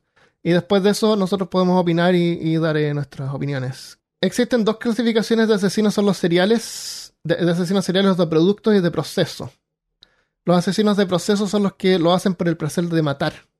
Esos son los asesinos sádicos. Casi todos los torturadores entran en esa categoría o tienen algún tipo de parafilia que les dificulta tener una experiencia sexual sin algún estímulo que los lleve a la muerte, o sea, los lleva a matar. Sadismo, estrangulamiento, apuñalamiento. O incluso las ansias de quitarle la vida a alguien. Normalmente son los delincuentes más violentos y mortales porque lo que buscan es el asesinato. Por lo que nada que hagan va a satisfacer la necesidad excepto por más asesinatos. Jack el Destripador primero asesinaba a sus víctimas degollándolas, matándolas instantáneamente. Para él la muerte no era el fin, era solo algo que tenía que hacer para obtener lo que quería, que era el cadáver con el que podía jugar, como si se tratara de una muñeca macabra. Según ese comportamiento, Jack entra en la categoría de asesino de producto. O sea, él produce un producto, que es el cuerpo. Uh-huh. ¿Se entiende? En vez de proceso, que disfruta del proceso de matar. Los asesinos de productos matan para lograr algún resultado final. No se complacen en el asesinato en sí. En algunos casos ni siquiera lo harían si no fuera por la necesidad de producir el producto final. Asesinos de productos son más raros, y entre algunos famosos está Jeffrey Dahmer, que mataba a hombres y niños para mantener el cuerpo como un esclavo sexual que nunca lo abandonaría, hasta que se podría y tenía que buscar un reemplazo. Y para Ed Gein, otro asesino serial, el producto era piel de mujer que usaba para hacer trajes y tapizar. Qué artístico, ¿no? Estos asesinos. Sí, muy artístico. Muy creativo. Ese fue en el que se basaron para hacer de Texas Chainsaw Massacre. The Texas Chainsaw. Eso. Parece que fue en él, ¿o no? No tengo idea, pero puede ser porque ese tipo usaba una máscara de piel, ¿no? ¿Parece? No tenía o hay una película que ahí sale un gallo que hace... No, pero que también tenía cosas de piel, aparte de la máscara, parece. Ya. Bueno. Yo tengo la película, bueno. no la he visto, la voy a mirar de repente. Como te dije, la bajé y es como antigua. Y es como bien diferente. La bajaste legalmente, ¿verdad? La bajé de internet. ¿Qué importan los medios? Es un producto tú pagas que tu yo internet. generé. Tú pagas tu internet en tu... y entonces, como tú pagas tu internet en tu computador que tú pagaste, pagaste por la película. Sí. Yo soy un pirata de producto, no un pirata de proceso. Ah, entendí. Perfecto. Me da lo mismo donde la bajo. Hay un expediente del FBI que se publicó en el 2011 con la intención de crear un perfil psicológico de los crímenes del Destripador. Puede o no ser acertado, pero es lo que hay. Indica... No, está lejos en el tiempo y es... Sí. Entonces, es más información un limitada. Yo creo que es más un ejercicio. Eso, un ejercicio. Indica que es probable que el asesino fuera inteligente, fuerte y controlado. No torturó a sus víctimas, las mató rápidamente, no realizó agresiones sexuales antes de proceder a mutilarlas. El cambio de modus operandi en la última víctima indica que estaba tratando deliberadamente de evitar ser atrapado, lo que podría significar que se estaba sintiendo arrinconado por las investigaciones policiales. O sea, con prostituta vestida de policía en cada esquina, claro. Que no. También sugiere que estaba ganando confianza en su trabajo, probablemente encontró placer en las situaciones degradantes en las que dejó a sus víctimas y disfrutó de su vulnerabilidad. Era probable que viviera cerca para limpiarse rápidamente después del crimen.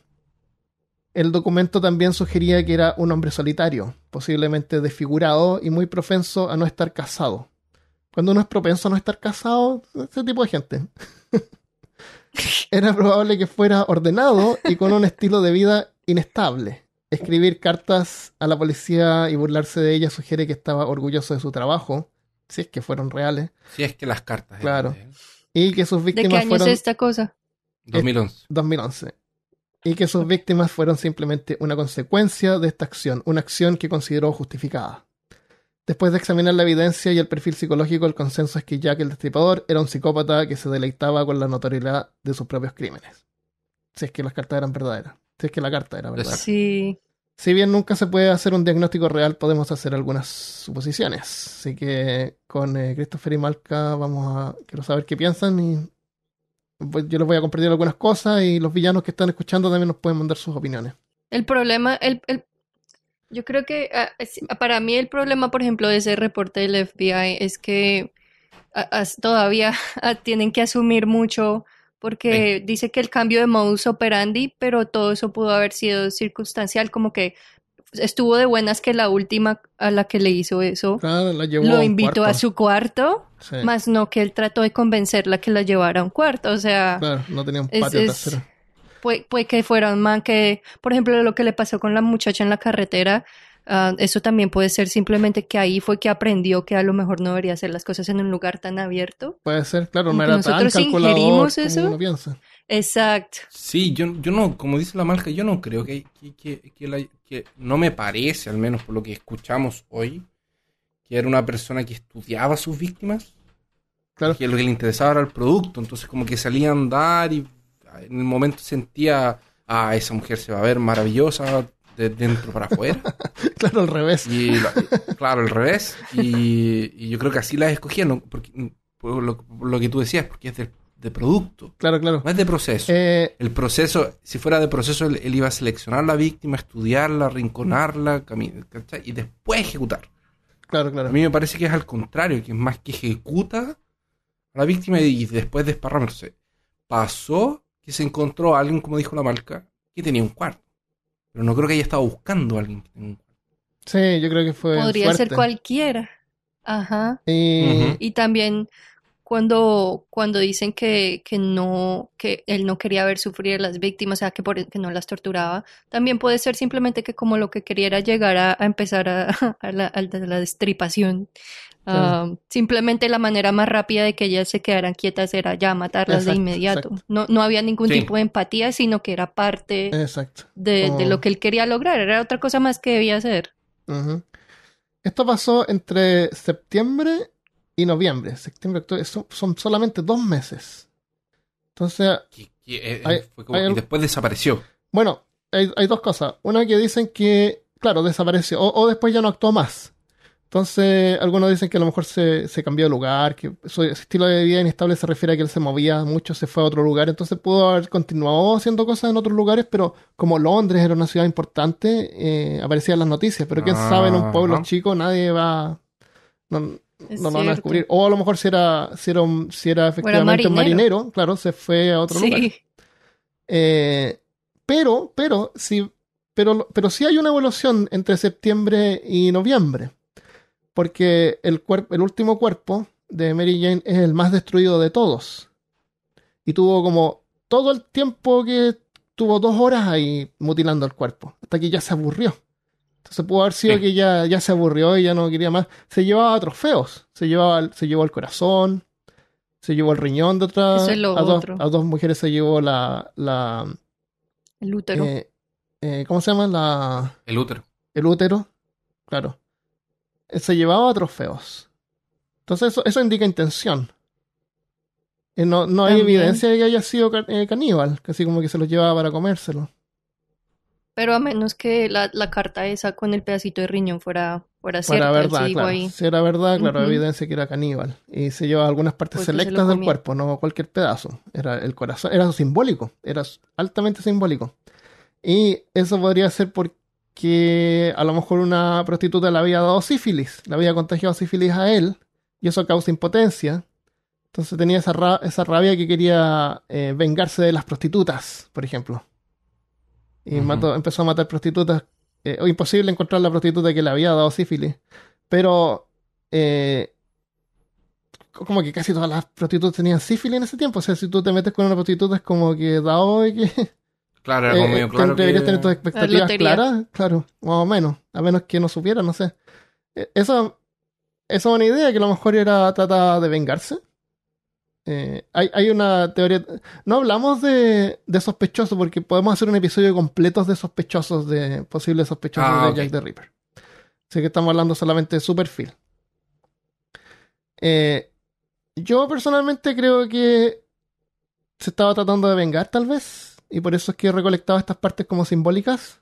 Simbólicas de sexo, así como el útero. Y después del último caso ya se sació y dejó de hacerlo. Ya se sintió que se había vengado. Entonces, el tema de la venganza es que la venganza nunca es una cosa que pasa. No, y ¿sabes qué, Christopher? Si es que se estaba vengando, a lo mejor las hubiera querido hacer sufrir y no las hacía Sí, sufrir. Así y que no las hacía mi teoría También. se va. Yo creo que lo de él era una... Era Compulsión. como lo que dije bromeando. Les gustaba verlas de adentro para afuera.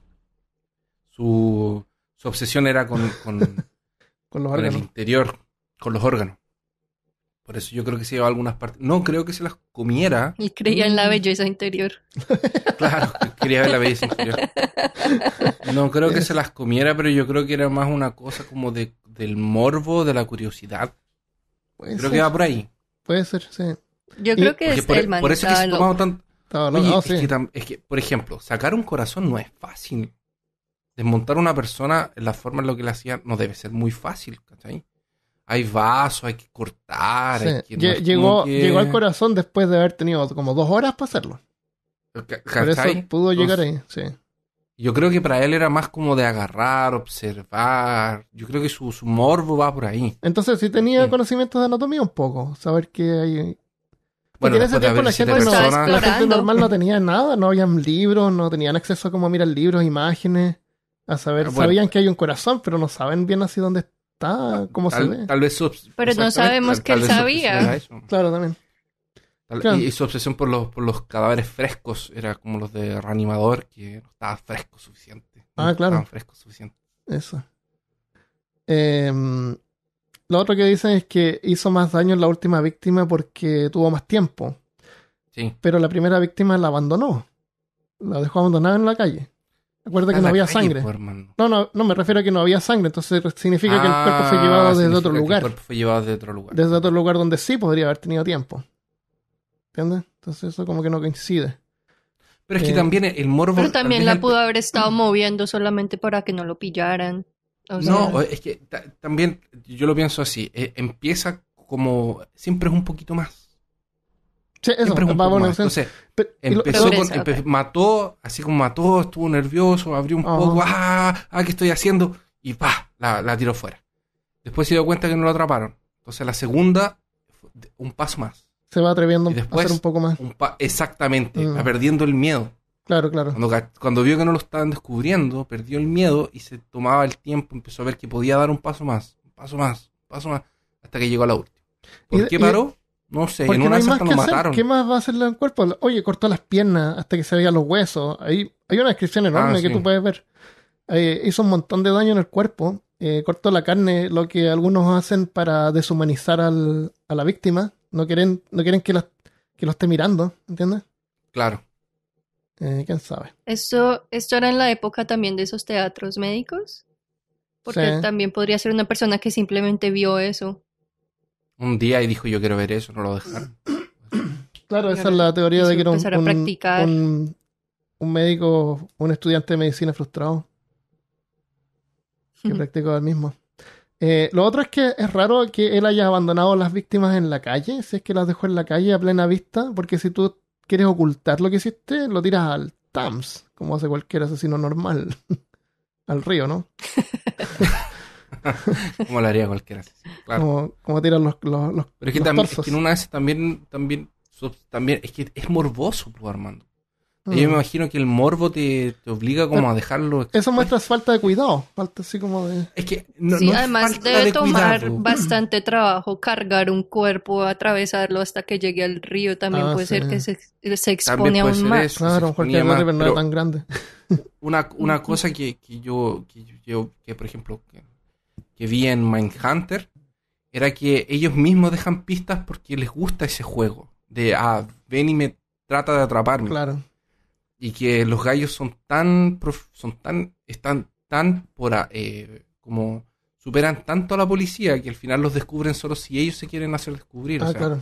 Hay un par de asesinos en Mindhunter que dicen eso, si yo estoy aquí porque yo quiero, porque en un momento me aburrí de que la policía simplemente no me descubría y me entregué.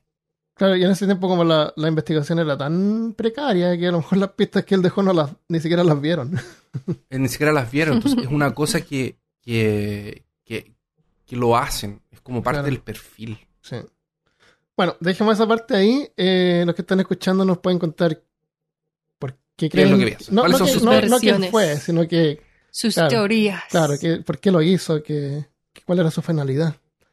La historia de Jack el Destripador contiene una narrativa un poco más oculta detrás de uno de los prejuicios más antiguos: la misoginia, aversión, denigración, discriminación y violencia contra la mujer. Es común ver a Jack el Destripador representado como un personaje de la cultura popular junto a otros como Dr. Jekyll y Mr. Hyde, Dorian Gray y su retrato, o más reciente como en cómics, como los cómics de Alan Moore, The League, donde es representado como un carismático carnicero. Pero el asesino de Whitechapel no debería ser alguien digno de admiración. Las protagonistas de esta historia son Mary Ann, Annie, Elizabeth, Catherine y Mary Jane. A ellas y todas las mujeres que sufren por ser mujeres les dedicamos este episodio.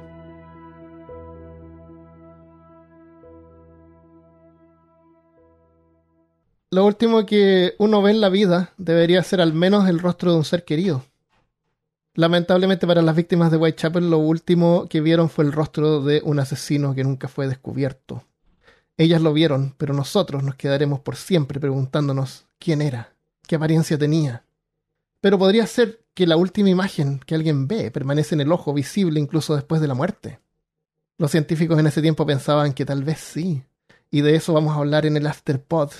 Así que quédate si estás escuchando en Patreon. Y en YouTube aparecerá el día miércoles. Si nos quieres apoyar y tener acceso al Afterpod, puedes suscribirte en patreon.com/peorcaso o en nuestro canal de youtube.com/peorcaso. Cultura popular.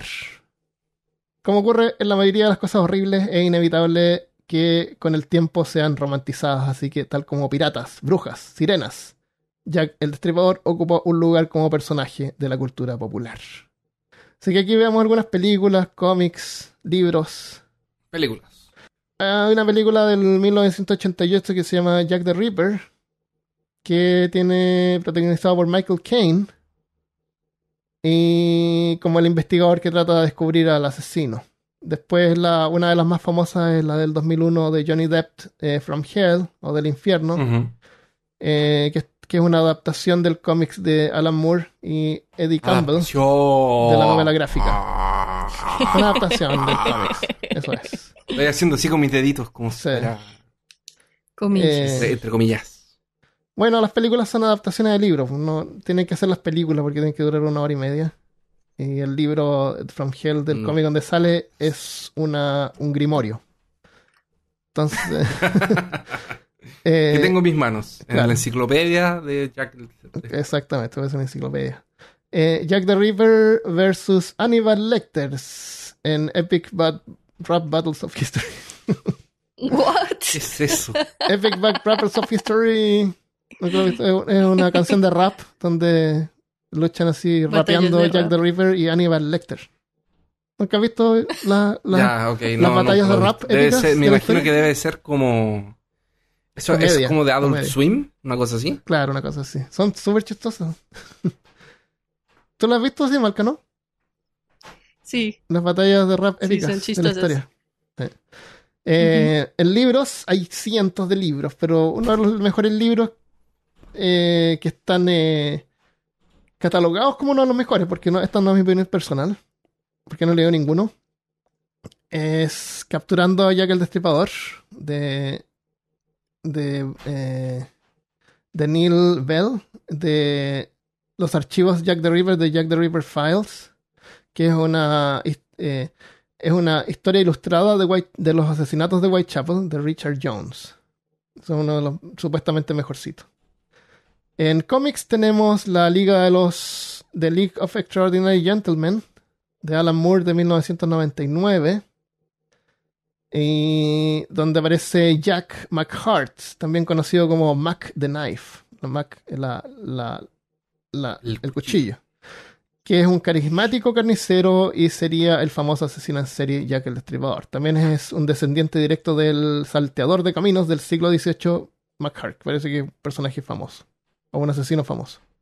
Y después está From Hell, que fue producido en forma de cómics. Bueno, ahora es una biblia porque esto fue episódico. Armando está traumatizado con el tamaño sí, me sobrepasó. Pero esto fue escrito entre 1989 y 1996. Por eso es que la idea es que uno lo fuera leyendo de a poco. Ahora tú te lo tienes que mamar completo, es un libraco. De Alan Moore. Entonces, ¿quieres comentar sobre eso? Que a Christopher le gustan los cómics y mira, está en posesión de este libro. Como te comenté al principio, prefiero no hablar mucho porque voy a hablar de memoria y creo que podría arruinar un gran review. Sí, eso. Pero básicamente, como dijo Armando, es una biblia gigante que tiene un trasfondo de que el Alan Moore estudió mucho para hacer el cómic. De hecho, fue a Londres y hizo el tour y estudió, vio los casos, leyó los libros. Entonces sí, tiene mucho de ficción, tiene mucho de crítica, porque Alan Moore lo que hace es criticar mucho la sociedad en general, dependiendo de la época, en el tiempo en el que lo escribió, que estaba pegando más. Uh-huh. Y eso, es un libraco, una biblia, de hecho la tengo aquí al lado mío. Es realmente muy bonito el trabajo de diseño de Campbell.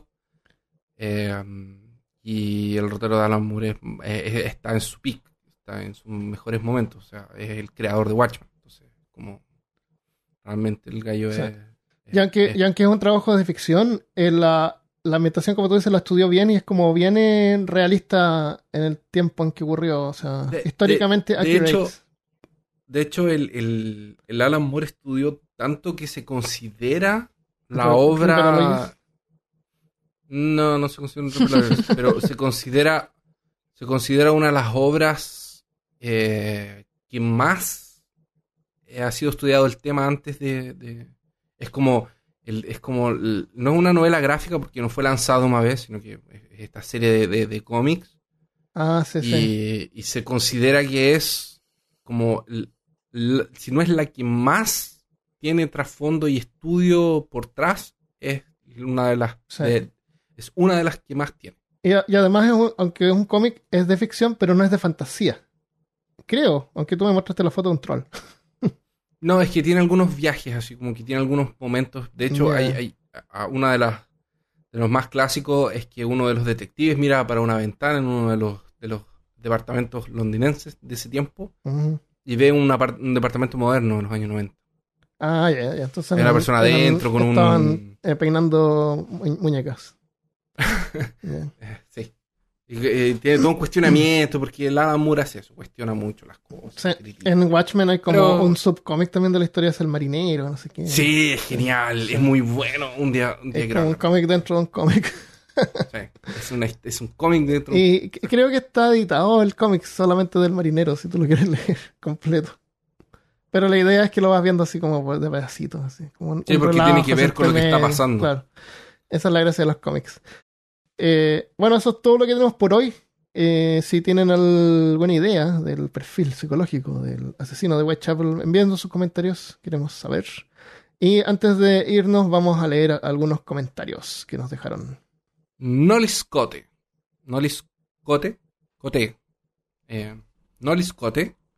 nos dejó un mensaje en Facebook que dice así: excelente episodio, me encantó. Comencé a escuchar sus podcasts en Spotify hace unos 2 días. Me he enamorado, son geniales. Su humor negro me encanta, le da un giro bastante original a toda la información que dan. Sigan así. Comencé a escuchar todos desde el principio y al llegar al de Charles Manson, escuché un comentario de alguien anónimo diciéndoles que el capítulo de Leyendas de Chile era malo y todo eso. Y yo no estoy de acuerdo. Y pone una manito así, una persona levantando sus brazos en señal de cuestionamiento del universo. Fue súper genial. Cómo explicaron la historia de las leyendas, pero siempre desde un punto de vista de humor, que es precisamente lo que me encanta de los capítulos. Pero en fin, cada cabeza es un mundo. Me encantan. Y pone un símbolo de paz, de 2 deditos, como pidiendo 2 cervezas, pero significa paz. Seguiré escuchándolos. Probablemente los termine todos en unos días. Y espero el nuevo episodio. Y nos manda una carita de una persona que parece estar en un momento de placer y un corazón con estrellitas. Muchas gracias. Gracias por describir los emojis, Christopher. Eso es lo que tú te imaginas cuando tú ves un 2, es 2 cervezas. Sí. Ya, perfecto. O 5 si eres romano. Claro. Entonces, Nolis. Cada cabeza es un mundo, ¿verdad? Gracias. Nos llegó de Facebook de Rodrigo Luduena. Dice: ayer ustedes preguntaron por historias de mala suerte. Yo tengo buena suerte en general, pero mi esposa no. Ayer, a pito de lo que leí, le pregunto a mi esposa con tono serio: amor, ¿tú que tienes mala... ¿tienes alguna anécdota que aportar a peor caso? A lo que mi esposa solo me mira y responde: no recuerdo en este momento una historia específica. Y en mi mente me dije a mí mismo: menos mal no se ofendió. Saludos, team de Peor Caso, y hace mucho no escuchaba a Malca y a Cristian. Pobrecita que asume que tiene mala suerte. Es como ahora normal. todo el mundo sabe que ella tiene mala suerte. Claro, y ella lo asume tanto que ni siquiera le llama la atención. Sí. Oh. Gracias por el mensaje. María P. nos envió un mensaje también en Facebook. Dice: me encantan sus podcasts, soy un fan de todo soy un fan, todos los días los escucho, necesito ponerme al corriente. Sería fabuloso que tuvieran un programa de radio, los escucho desde California. Sigan haciendo contenido, es tan interesante y entretenido. Muchas felicidades y saludos. Alejandro Sánchez, que es miembro del canal de YouTube, nos puso aquí. Sabemos que es miembro porque al lado de su nombre aparece un icono de tentáculo tentáculo épico. Un tentáculo. Dice, buenas tardes. Buenas tardes, Alejandro.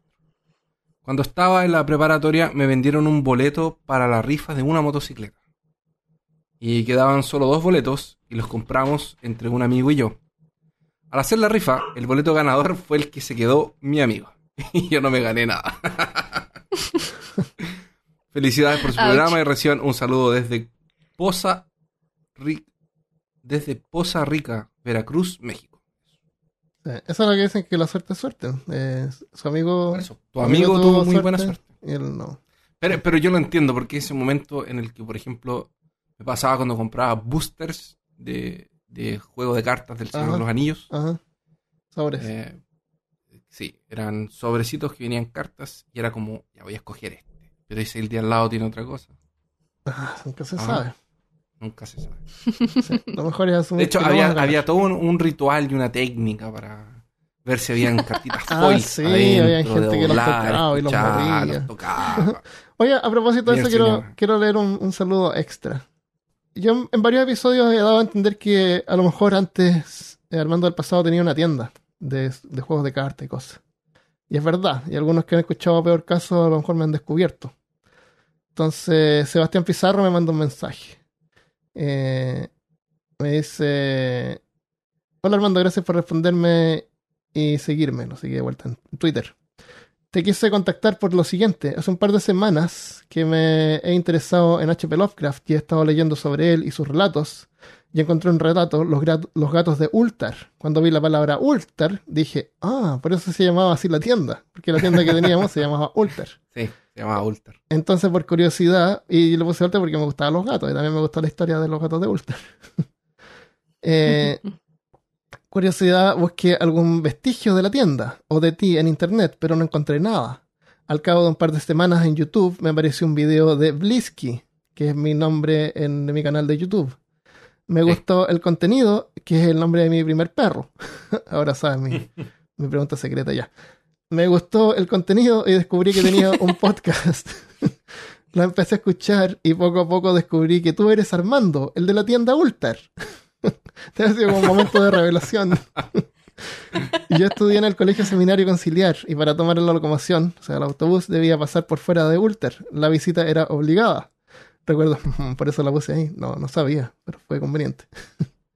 Recuerdo que era muy joven, debía tener unos 12 años. Tengo muy buenos recuerdos de la tienda, como cuando se realizaron 2 concursos en el cual participé. La tienda era un local así más o menos grande, estaba alejado del centro, entonces pude así como arrendar un local más grande. Y tenía un montón de mesas. Y se juntaban niños ahí a jugar Pokémon, cartas Pokémon. Y era como una casa antigua, tenía un cielo así súper alto. Así que para decorar las paredes... Que no era común, para la gente de hoy en día que cree que eso era común en ese tiempo, y en una ciudad como la nuestra, no era común tener un espacio donde pudieras jugar. Sí. Habían lugares con mesas. Sí. Había otra tienda, pero era más chica porque estaba en el centro, entonces no tenía mucho espacio. Y de repente nos juntábamos a jugar en el segundo piso, sí. Yo era amigo del dueño también. Así que de repente nos juntábamos a jugar cartas, a jugar rol en el segundo piso de su tienda. Pero era chico, no era así como un espacio que tú entras y hay mesas y hay gente jugando. Entonces armó como toda una comunidad ahí. Después salió de ahí y se fue a otro lugar. Sí, se trató de cambiar. Después se puso difícil la cosa. Entonces hacíamos concursos y los niños hacían dibujos, de repente traían dibujos porque sí los poníamos en las paredes. Era súper entretenido. Entonces, un concurso que dice, que yo no me acordaba, dice, el primero era diseñar una carta de Pokémon del chupacabras. Siempre me gustaban estos temas medio oscuros, así que le dije, ya, dibujen que el chupacabras como Pokémon. Así que recuerdo que lo vio un compañero de curso. El segundo fue, y le regalaba así un sobre de Pokémon o algo así. El segundo fue diseñar una carta de entrenador de Pokémon. Hice una llamada Rayos X que permitía ver las últimas cartas del mazo para ordenarlas. Y me gané un sobre de cartas, fui muy feliz. Aún conservo mis cartas y el saquito de contadores de daño. haber encontrado tu canal y podcast me trajo muchos recuerdos. Espero que te encuentres muy bien y espero no haberte molestado con mi extenso mensaje. Un saludo desde La Serena, Chile. Christopher también es de La Serena, así que esto nos toca en el corazón. Muchas gracias, Sebastián. Muy buenos recuerdos. Sí. Sí, yo también llegué a la tienda de Armando y ya conté la historia. Sí. Capítulo por ahí. Sí. Varios amigos, tenemos grupo de amigos se formó gracias. El Nacho Telles, ¿te acuerdas del Nacho Telles? Sí, obvio. Estábamos conversando y puse un post en la página de rol, que es rol.cl, y está en Facebook. Ellos tienen un grupo, y estábamos conversando con Ignacio, y ahí un amigo de él, que se llama Diego Silva, que es de los Andes, cachó que nosotros éramos amigos, entonces Ignacio me pidió que le mandara un saludo a Diego porque es súper fan del podcast, y cuando supo que tenía contactos que llegaban aquí a estas estratosferas, se emocionó. Así que, Diego, te mandamos un saludo, gracias por escucharnos. Excelente. Y saludos a todos los que nos escuchan y todos los que nos envían mensajes. Muchas gracias. Entonces nos vamos, pero si estás escuchando el Patreon, quédate porque ahora viene la historia de Teresa Hollander y optografía. Muchas gracias por escuchar y nos vemos la próxima vez. Adiós. Adiós. Bye.